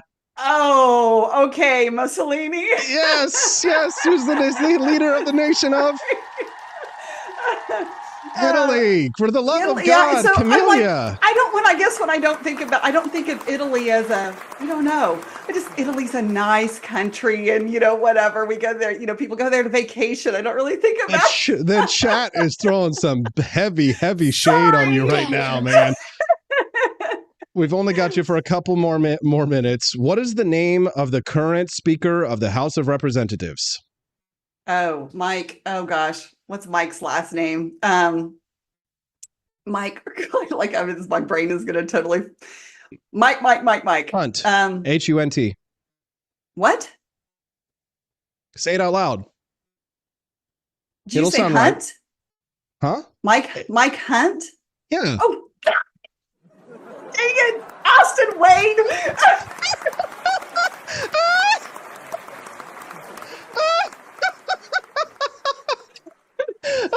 So wrong. Oh my god. Oh, I'm gonna lose lose my voice. It's gonna be gone for days. Oh my god! Oh my god! Hey, She what was said that it. She topic we totally were going to said talk it. about? Hobbies or something and Whoa. horses? Oh my god! Oh, she totally fell for it. I'm gonna pass out. Oh my god, I'm gonna pass out. Camellia, they unlocked the bonus content. I swear to God. Thank you. I meant this, I'm seriously they feeling unlocked the faint. bonus content. Camellia, I gotta go. I gotta go get some water. You're making me laugh so hard. Okay, Camellia, love you. We will see you some that point. note, thanks a lot. I'm gonna black out. Camellia, love you. See you later. Remzo Martinez coming up next to talk about Jeremy Kauffman's based and red pill video against the feds on the Wake Up America show on the For Liberty Network. Huh. Bye, guys.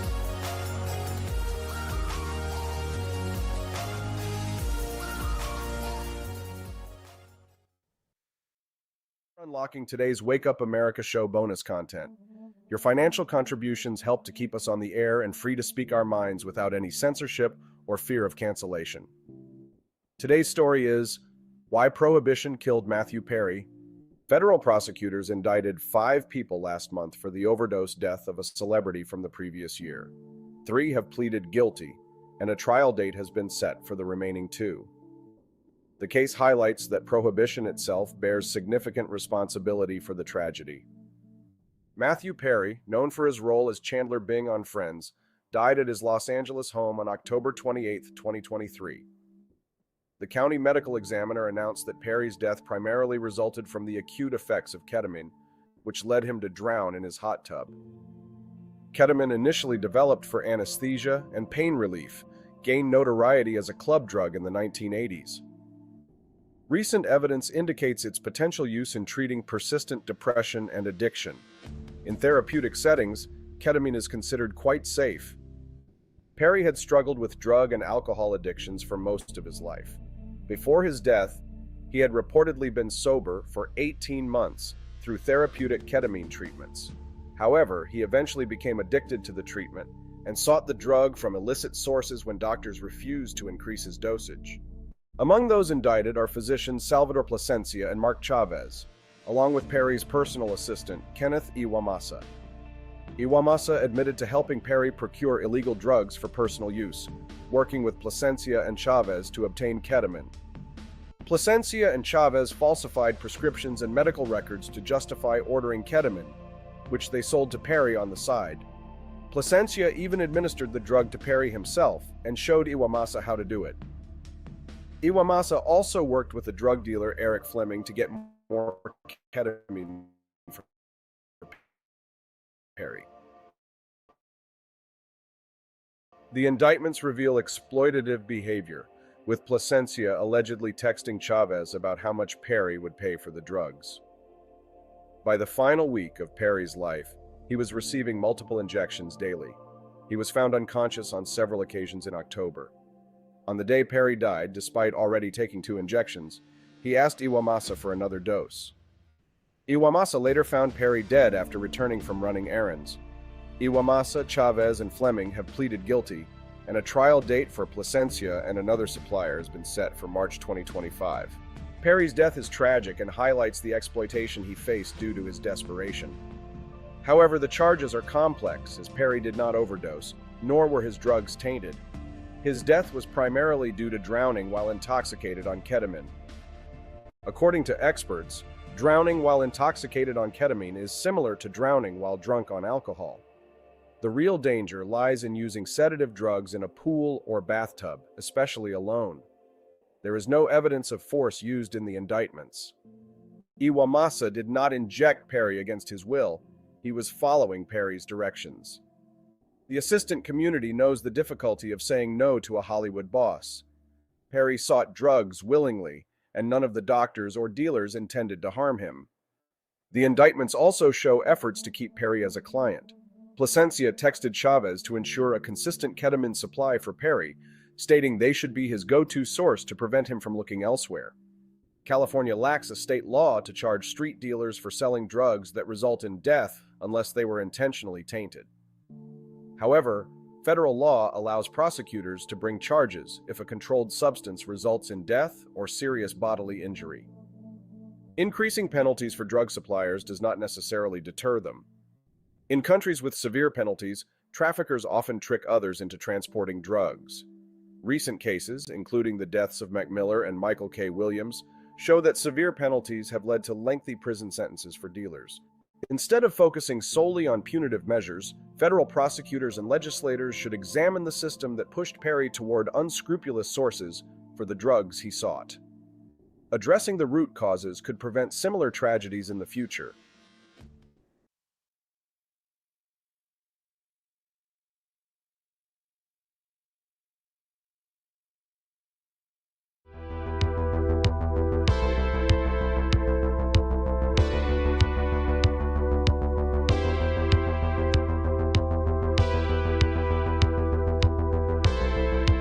If there wasn't going to be somebody who was a fiery champion of liberty, somebody who would get out there and who would be aggressive, and if they wouldn't do it with more fire or passion than I had, then I would go and I would Factor in 50% expenses, overhead, maybe 100% expenses.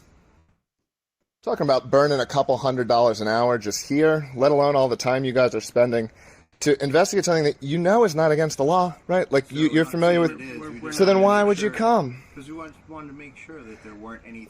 No, you're coming because you're part of a regime that does this kind of thing when you know laws aren't being broken, and that's an embarrassment, man. Didn't you guys read the Constitution? Do you not believe in America? Like, how do you do your jobs and go home? We appreciate it. You're walking away because nothing we did is against the law. And you guys are fuckheads that try to act like bullies. And I hope you go home and are embarrassed. You can't even say your name on camera because you know that what you're doing is embarrassing. You know Americans that believe in the Constitution think you're laughable. And you go home and you think about what you did today. Go home and think about it, you cowards. Drive away. Get him, Drive man. away. Get him. You're not welcome. You should be embarrassed. Embarrassing. You guys are embarrassing.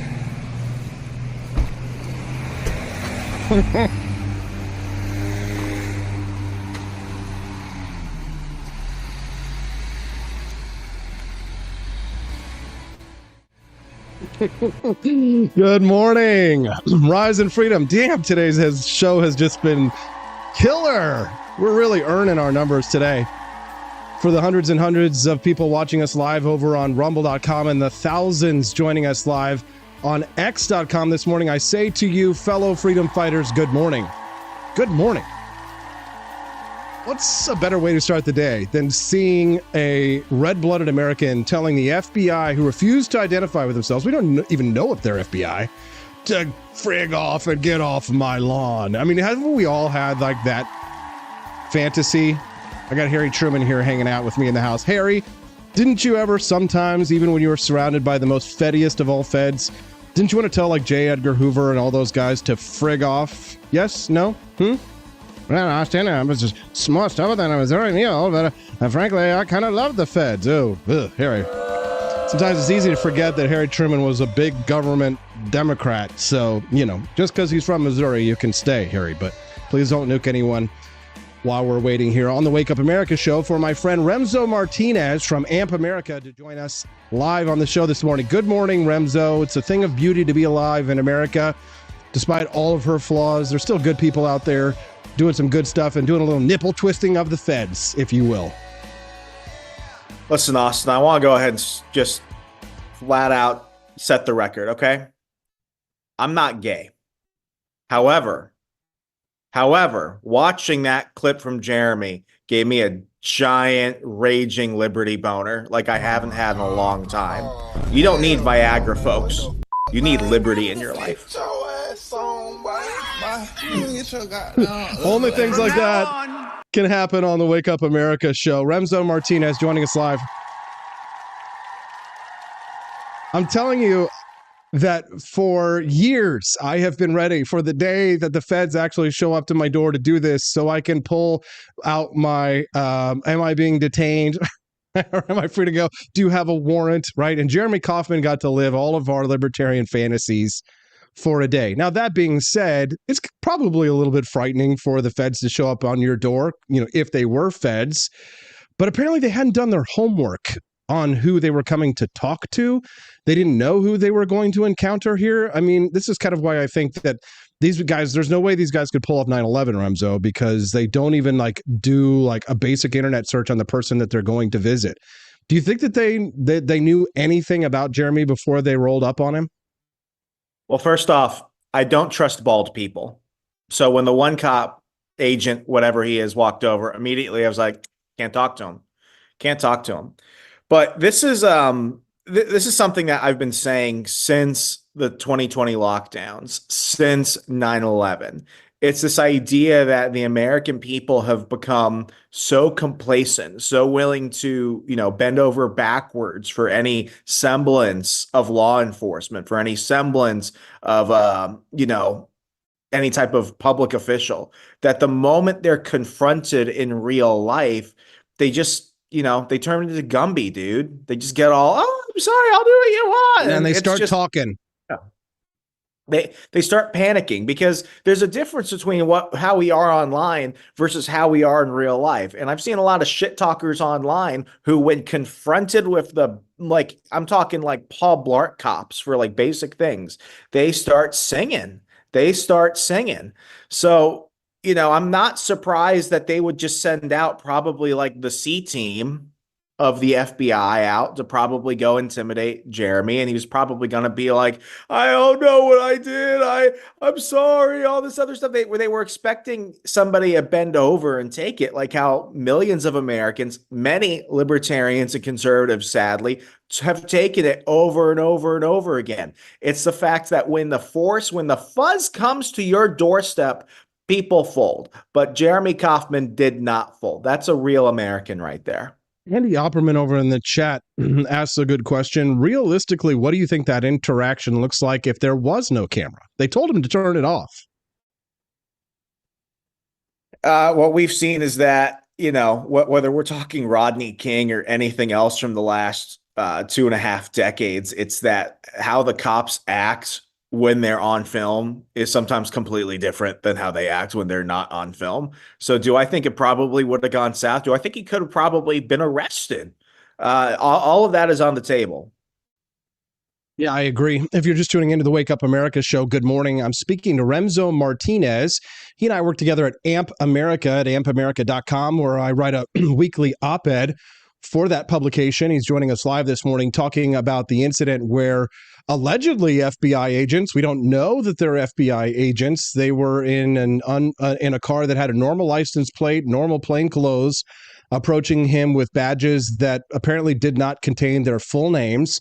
I'm more used to the old X-Files. They pull out the wallet, and they show you the FBI thing with like their name and insignia and everything on it. You get to see the badge and you get to see their identification card. Do that anymore, Remzo? Is that not a thing? I mean, what is this whole hiding in the darkness to approach Americans in shadowy ways? It's very it's very weird Secret Service intelligence kind of like double stuff, but they're all kind of like, I don't know, semi-retarded. Why don't they identify themselves? It's a mechanism to get people to comply. When you look at what's going on with crime in the United States, you have a whole bunch of unarmed security guards. But what do you do with them, Austin? You put them in a tack vest. You go ahead and throw a bunch of, cuffs and just random flashlights and stuff all over them. The average person isn't going to want to go ahead and look at that guard. They're going to think, oh, this guy is all tacked out like Call of Duty, so he looks intimidating. But does he have a gun? Does he have a taser? Does he have a baton? Is he actually law enforcement or is he private security?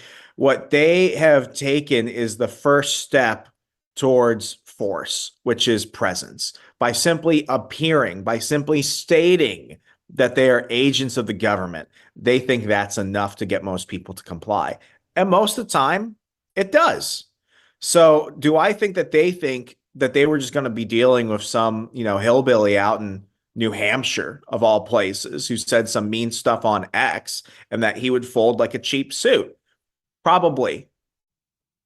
No, I agree. Remzo, since I have you here, I'd like to ask you about the second attempted assassination on Donald Trump in this last week from this pro-Ukraine schizophrenic, it appears to be.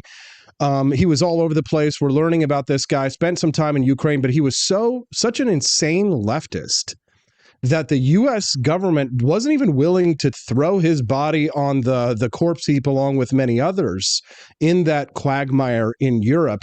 They said he comes back to the United States and continues to try to recruit soldiers and then tries to assassinate Donald Trump at his golf course. This guy's got Fed fingerprints all over him. What's your take and analysis on this man who tried to assassinate the president? I think Edward Snowden put it best. This guy has Lee Harvey Oswald vibes all over him. And what we do know from the documents that have been released, and we still don't have the fullest picture, but we have a clearer picture than we did 20 years ago, is that Oswald was an asset, that Oswald was on the radar of the FBI and the CIA, that he had been contacted by representatives from both agencies across a decade. And it's always this idea, this isn't a Matthew Crook. This isn't the type of guy who just came out of nowhere and has no presence. Ryan Routh, or however you pronounce his name, he had written a book on that's available on Amazon that basically called for Iran to kill Trump. He's in multiple videos in which he's seen recruiting people for Ukraine. There's a theory that he may have been in a BlackRock video. I saw the video. It looks like him, but it's not completely verified.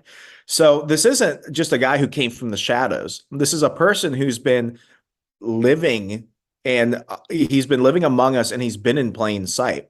And I think the only person right now who we're going to get any truth from right now, ironically, of all people, is Blumenthal, Richard Blumenthal. That's right. Denying Dick, all those insults that Trump threw at him a few years ago, because last week he went ahead and, after coming out of a closed door hearing regarding the investigation into the first assassination attempt in July, he said that when the American people see how the Secret Service failed, when they see what really went on, they will be disturbed.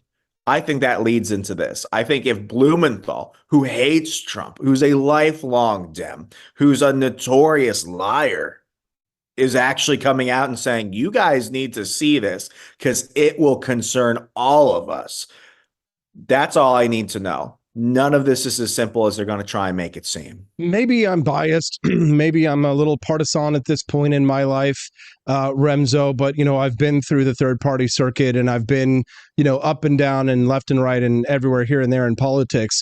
But when I look at the situation with Donald Trump and the security that he has been offered and what they have attempted to do from within the Trump campaign to protect him versus what the government has done, it very much feels as if they don't care about him and that they aren't doing everything that they can to try and keep him safe. I know that probably for his own safety or security, he can't publicly chastise the Secret Service because then they really will not jump in front of a bullet for him, for example. And maybe there is DEI that has infected the Secret Service and made them incompetent because they have people who are hired based on quotas rather than their merit. But something just seems to me, Remzo, it appears as if they want to pull resources away from him because they don't like him. So when I heard the police officer speaking about the assassination afterwards, are saying, well, he's not the sitting president, so he doesn't get the same amount. You absolute morons. Like, he is a former president and a current candidate for president of the United States right now. They just tried to kill him 2 months ago. And you're going to tell me right now that there's only a certain limited amount. I understand there's not an infinite amount of resources. You can't have, it's impossible to get tanks driving around, Donald Trump at all times, right? But it just seems as if, because they've asked for the resources, Remzo. I can't tell you how many reports I've read from the Trump campaign where they're asking for more resources and the Biden administration is not sending it to them.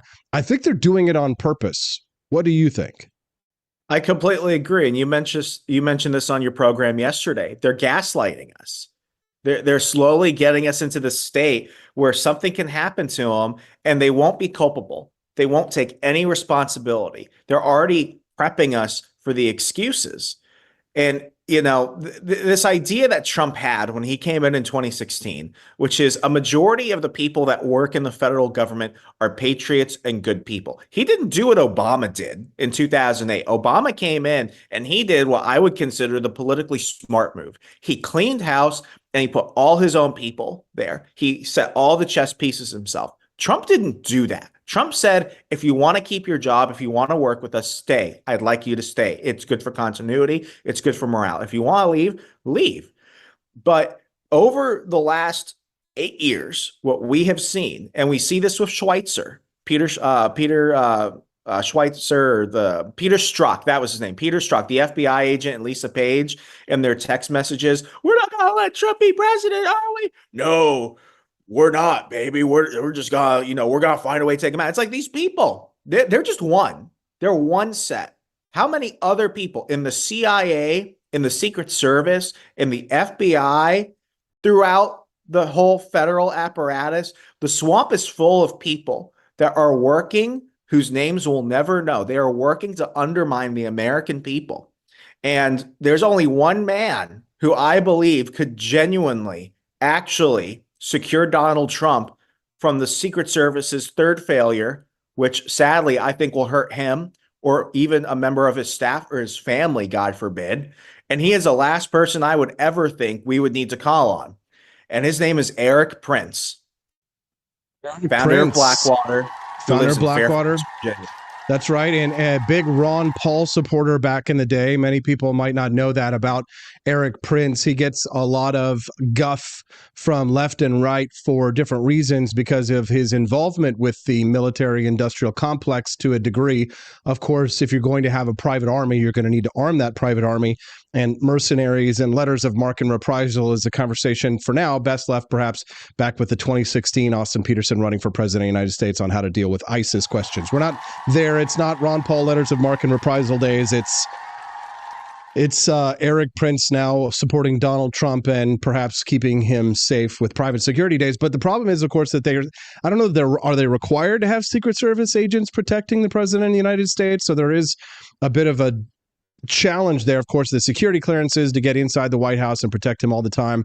Another big question. But yeah, I agree with you in spirit, Remzo. I think that Trump would do far better. How many times does a man have to get shot in the face?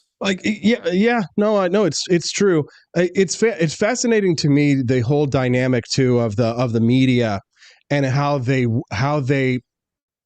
on one hand, they bleed when he doesn't die. Like you can see like the angst that they feel for the fact that he was not killed. I mean, some of them are brave enough to admit that they wish that they had missed the first time. I wish that they would go to those people who said that and then ask them, do you also wish that this shooter had not missed? To see do you think that they would answer the same way the second time, Ramzo, if you went to say, the Tenacious D Kyle character and said, do you wish that he had not missed the second time? Do you think that they would answer the same way this time? Yeah, because they've been saying the same thing since Trump first came down the escalator. And it's that they just genuinely don't care. The people who are saying we need to save our democracy have overthrown our sitting president, have put up a Potemkin North Korean village-style candidate. They have the media running full court for everything they're doing.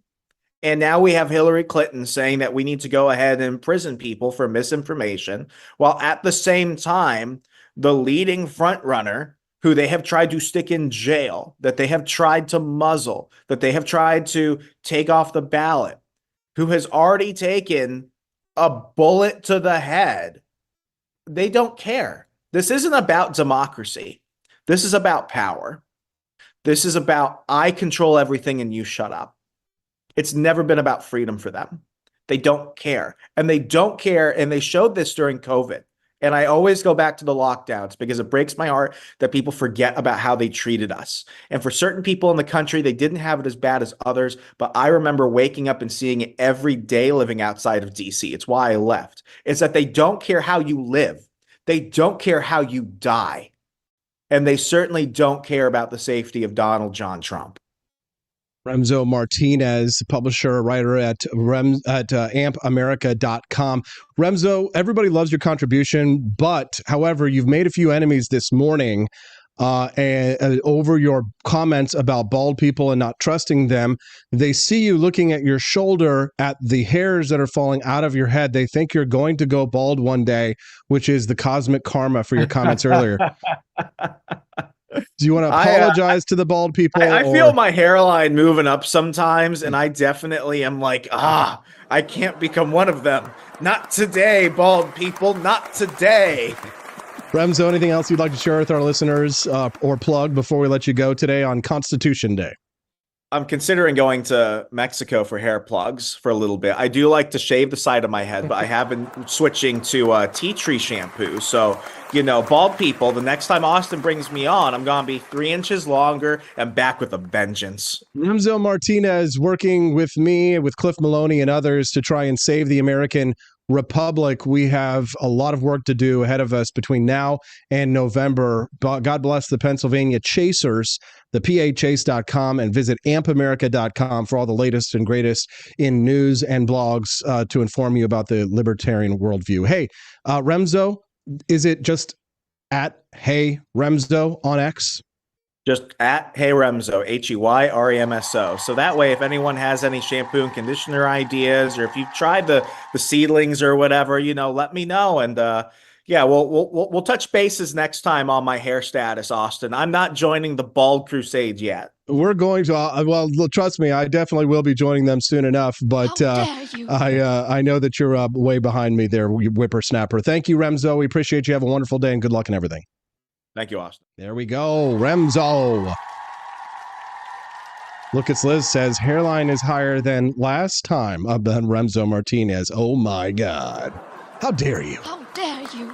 It's nice to see LP Inc. staff joining us for the first time on the Wake Up America show. Whenever we get this big number of people watching the Wake Up America show, especially on Rumble, this is a kind of a big opportunity for me to plug for you the Wake Up America show. It's probably your first time you're watching it, and if so, we'd love to have you be a regular guest of the program by clicking the follow button underneath the Rumble Live channel. So when you see the video, underneath the video, you'll see our locals page, which you can join our community and be a part of our community and hang out with us online and chat with some of our regular guests who are members there.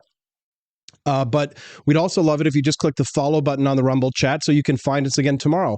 It's a 5-day-a-week, 2-hour show in the morning, so 7 to 9 a.m. Central Time. It's a great show for you to tune in, catch an interview, perhaps. You got to get your kids ready for school or feed them a bottle or do what have you. Listen to a little bit of the show and then tune out and you can go make your breakfast or do what you need to do to head to work. Great way to start your day with a little bit of news, a little bit of laughter, a little bit of fun, and make some friends in the Rumble chat as well. We've got a really lively crew. Sometimes they get a little angry, but for the most part, everybody's really friendly and it's a very healthy community. So if you've been tired of being part of shows that are black-pilled and telling you the world's going to collapse and we're all going to die and we're all going to lose and it's World War III, if you ever get tired of that beat, we over here look at the threats that are real threats, serious threats, and we analyze them correctly. We try and face them down without fear.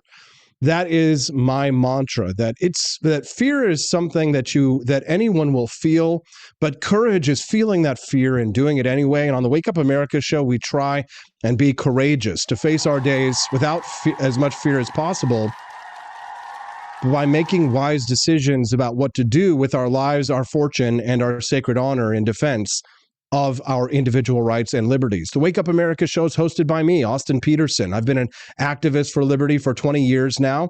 I've run for president of the United States.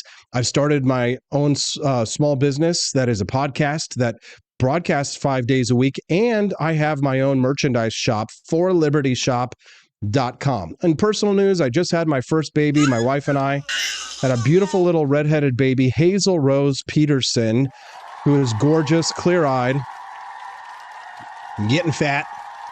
And this Wednesday, a big personal accomplishment for myself is the first time that I am a paid sensei, a true Japanese karate instructor here in my small town of Jefferson City, Missouri, for the Parks and Rec Department, right? I've been doing Japanese martial arts for 20 years, and now is a good time to remind you all to click that like button and subscribe. If you have any questions, you can send us a text at 573-319-1586. Again, the text lines are open and you can text me anytime, night or day, at 573-319-1586. But on that Karate Sensei note, it's time for us to head to the new scene.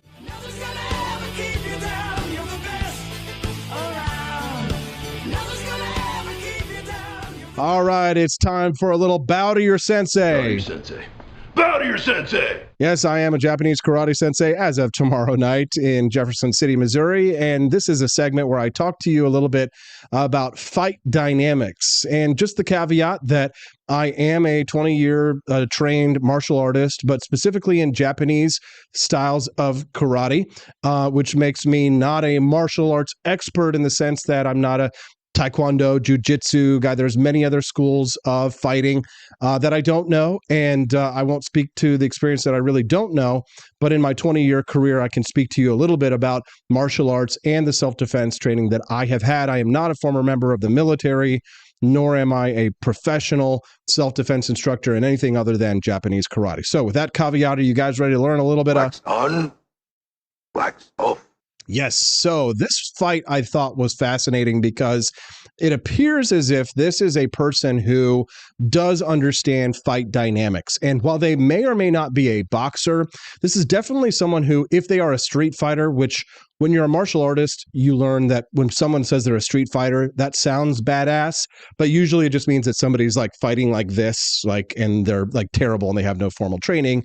And they're probably really not that good, right? So in street fights, when you see someone displaying the level of skill that I'm about to show you, it's rare if they have not had some form of training. Here we have a FedEx delivery driver delivering an 18-piece combo meal with 3 biscuits at the San Juan Hotel in South Beach, Miami. Are you guys ready for a little rock and roll here? Okay, Bow let's... to your sensei. Bow to your sensei. Here we go. FedEx delivery driver, you can see... You can tell the FedEx nigga not trying to really body this nigga. FYI for the caveat on this one, just remember that there are usually bad words in videos like this. It looks like the FedEx delivery driver may have spilled first blood, but we can't really tell necessarily. The guy does have his hands on him, which would... He told you let him go. Boom. Okay.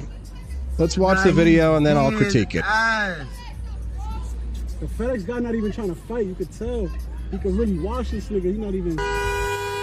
Nah, he's really... 1, 2, 3, 4, 5. Combination move. Look at that. A little bit of footwork on behalf of the FedEx delivery driver. This nigga got gloves on and sneakers. This nigga's barefoot. Like, come on. It's not even a...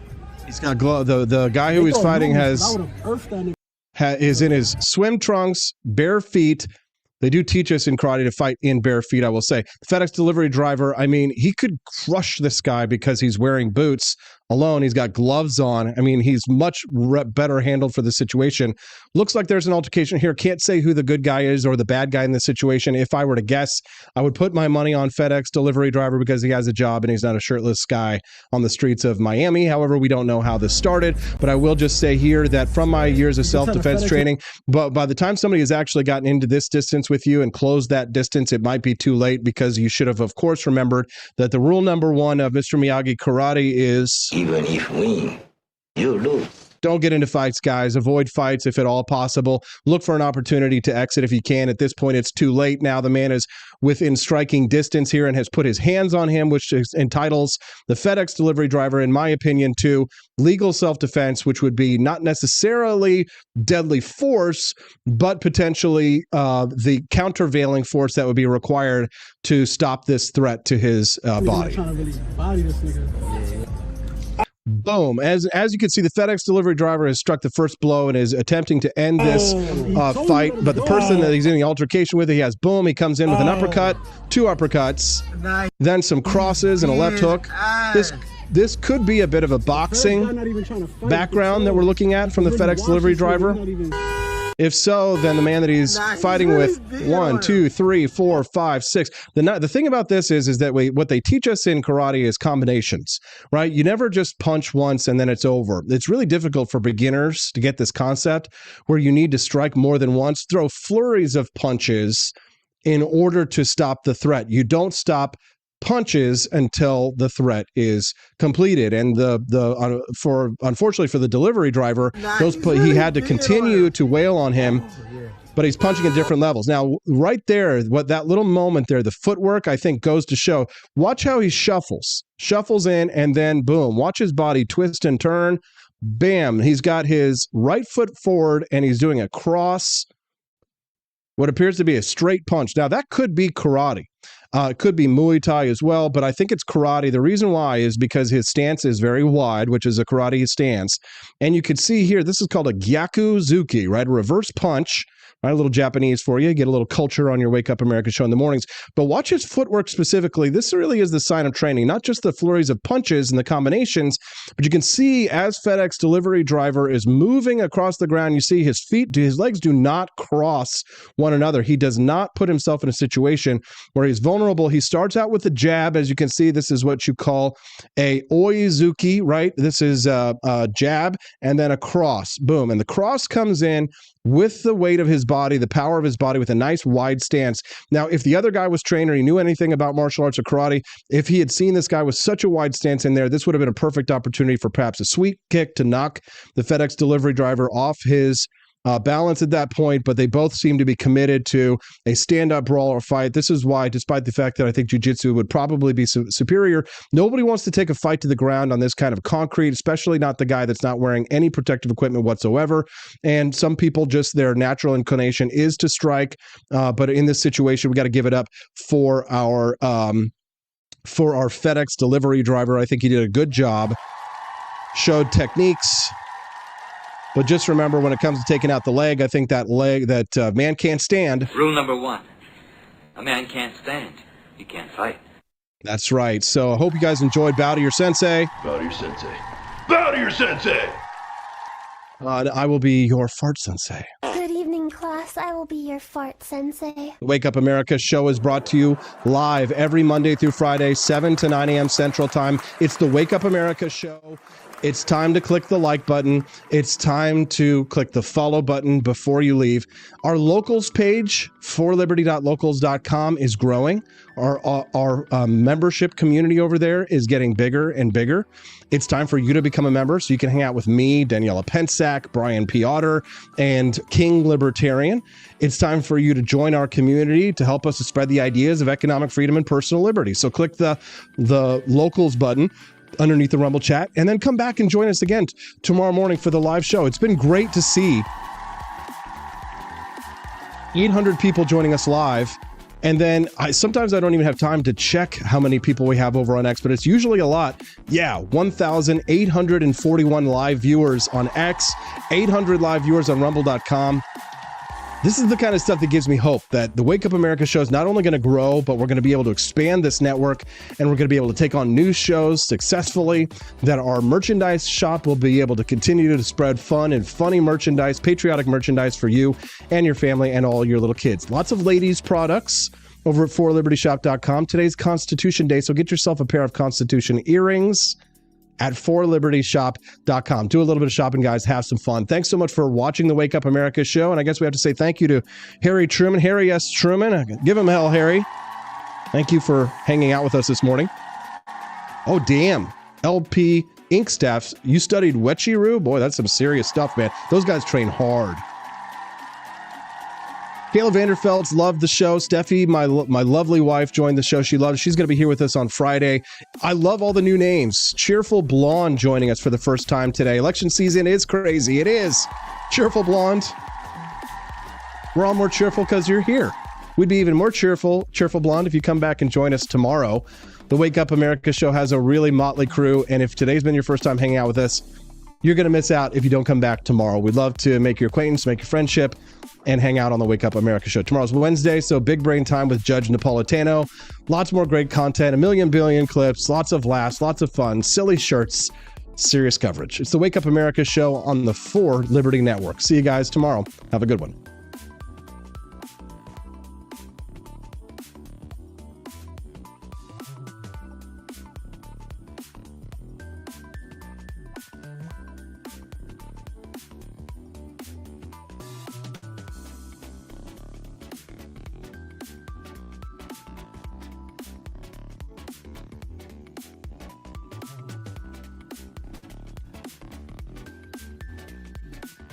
Unlocking today's Wake Up America show bonus content.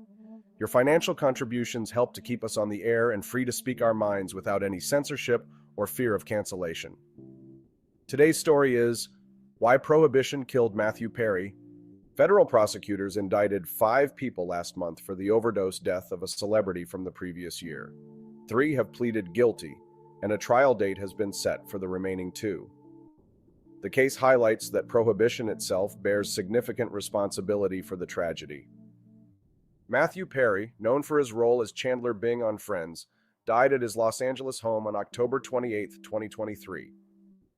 The county medical examiner announced that Perry's death primarily resulted from the acute effects of ketamine, which led him to drown in his hot tub. Ketamine, initially developed for anesthesia and pain relief, gained notoriety as a club drug in the 1980s. Recent evidence indicates its potential use in treating persistent depression and addiction. In therapeutic settings, ketamine is considered quite safe. Perry had struggled with drug and alcohol addictions for most of his life. Before his death, he had reportedly been sober for 18 months through therapeutic ketamine treatments. However, he eventually became addicted to the treatment and sought the drug from illicit sources when doctors refused to increase his dosage. Among those indicted are physicians Salvador Plasencia and Mark Chavez, along with Perry's personal assistant, Kenneth Iwamasa. Iwamasa admitted to helping Perry procure illegal drugs for personal use, working with Plasencia and Chavez to obtain ketamine. Plasencia and Chavez falsified prescriptions and medical records to justify ordering ketamine, which they sold to Perry on the side. Plasencia even administered the drug to Perry himself and showed Iwamasa how to do it. Iwamasa also worked with the drug dealer Eric Fleming to get more ketamine for Perry. The indictments reveal exploitative behavior, with Plasencia allegedly texting Chavez about how much Perry would pay for the drugs. By the final week of Perry's life, he was receiving multiple injections daily. He was found unconscious on several occasions in October. On the day Perry died, despite already taking 2 injections, he asked Iwamasa for another dose. Iwamasa later found Perry dead after returning from running errands. Iwamasa, Chavez, and Fleming have pleaded guilty, and a trial date for Plasencia and another supplier has been set for March 2025. Perry's death is tragic and highlights the exploitation he faced due to his desperation. However, the charges are complex, as Perry did not overdose, nor were his drugs tainted. His death was primarily due to drowning while intoxicated on ketamine. According to experts, drowning while intoxicated on ketamine is similar to drowning while drunk on alcohol. The real danger lies in using sedative drugs in a pool or bathtub, especially alone. There is no evidence of force used in the indictments. Iwamasa did not inject Perry against his will. He was following Perry's directions. The assistant community knows the difficulty of saying no to a Hollywood boss. Perry sought drugs willingly, and none of the doctors or dealers intended to harm him. The indictments also show efforts to keep Perry as a client.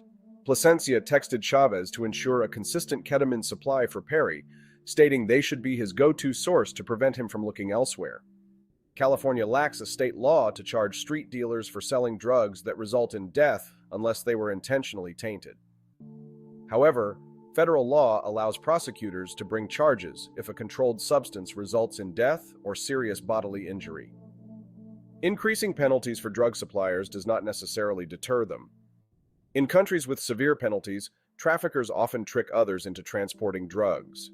Recent cases, including the deaths of Mac Miller and Michael K. Williams, show that severe penalties have led to lengthy prison sentences for dealers. Instead of focusing solely on punitive measures, federal prosecutors and legislators should examine the system that pushed Perry toward unscrupulous sources for the drugs he sought. Addressing the root causes could prevent similar tragedies in the future.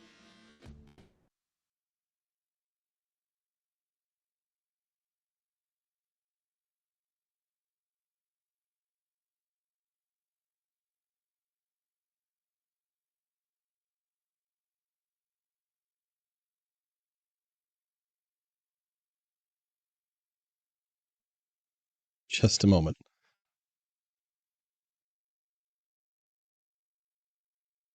There we go. Finally, we're starting to see legitimate alternatives to big tech companies in all spheres of society. Now, anytime you have a fundraising need, you should start a campaign on Give, Send, Go and invite your community to stand with you. Give, Send, Go has become the number one choice for many who were not given a voice because of what they believed. When other platforms silenced, Give, Send, Go came in and stood for freedom. Give, Send, Go is a family company that shares your values. They are the only fundraising platform with a hope team of dedicated individuals who personally call every campaign and prays for them and their situation. There's even a pray button on every campaign page too, so anyone can offer a kind word to those who are raising funds. With 20 fundraising categories, currencies in over 80 countries, and more money in your pocket, go with the platform preferred by Jordan Peterson, Kyle Rittenhouse, and Eric Metaxas, and me, Austin Peterson. Give it a go on GiveSendGo.com. That's GiveSendGo.com.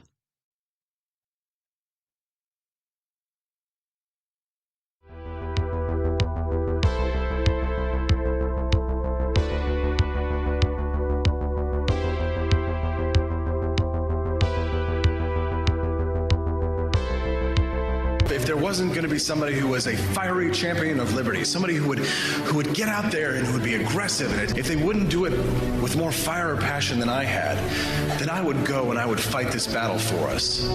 I've fought for the principles that we all share. Parties tend to be secondary to me. We're here because we believe in the principles of liberty.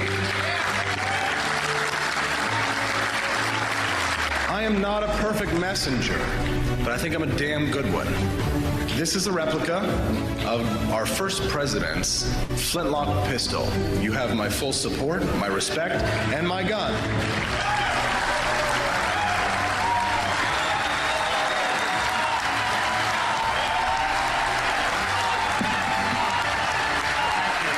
I think that the heart of my philosophy is much more libertarianism than well, that's the fashionable word these days, I guess. A conservative is no longer just that. He's a libertarian and always has been.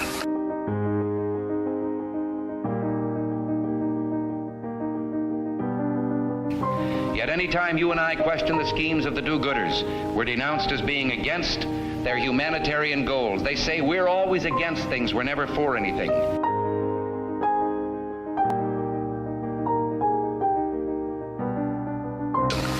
What is fascism? Fascism is private ownership, private enterprise, but total government control and regulation.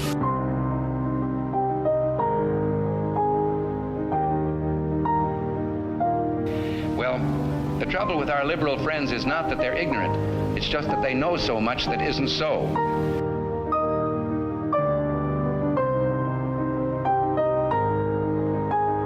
If we lose freedom here, there's no place to escape to. This is the last stand on earth.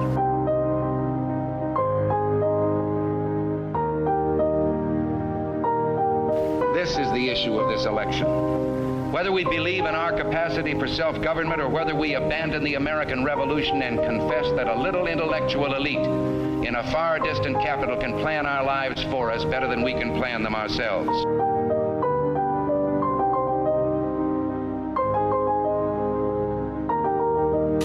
Conservative, so-called, is the one that says less government, get off my back, get out of my pocket, and let me have more control of my own destiny.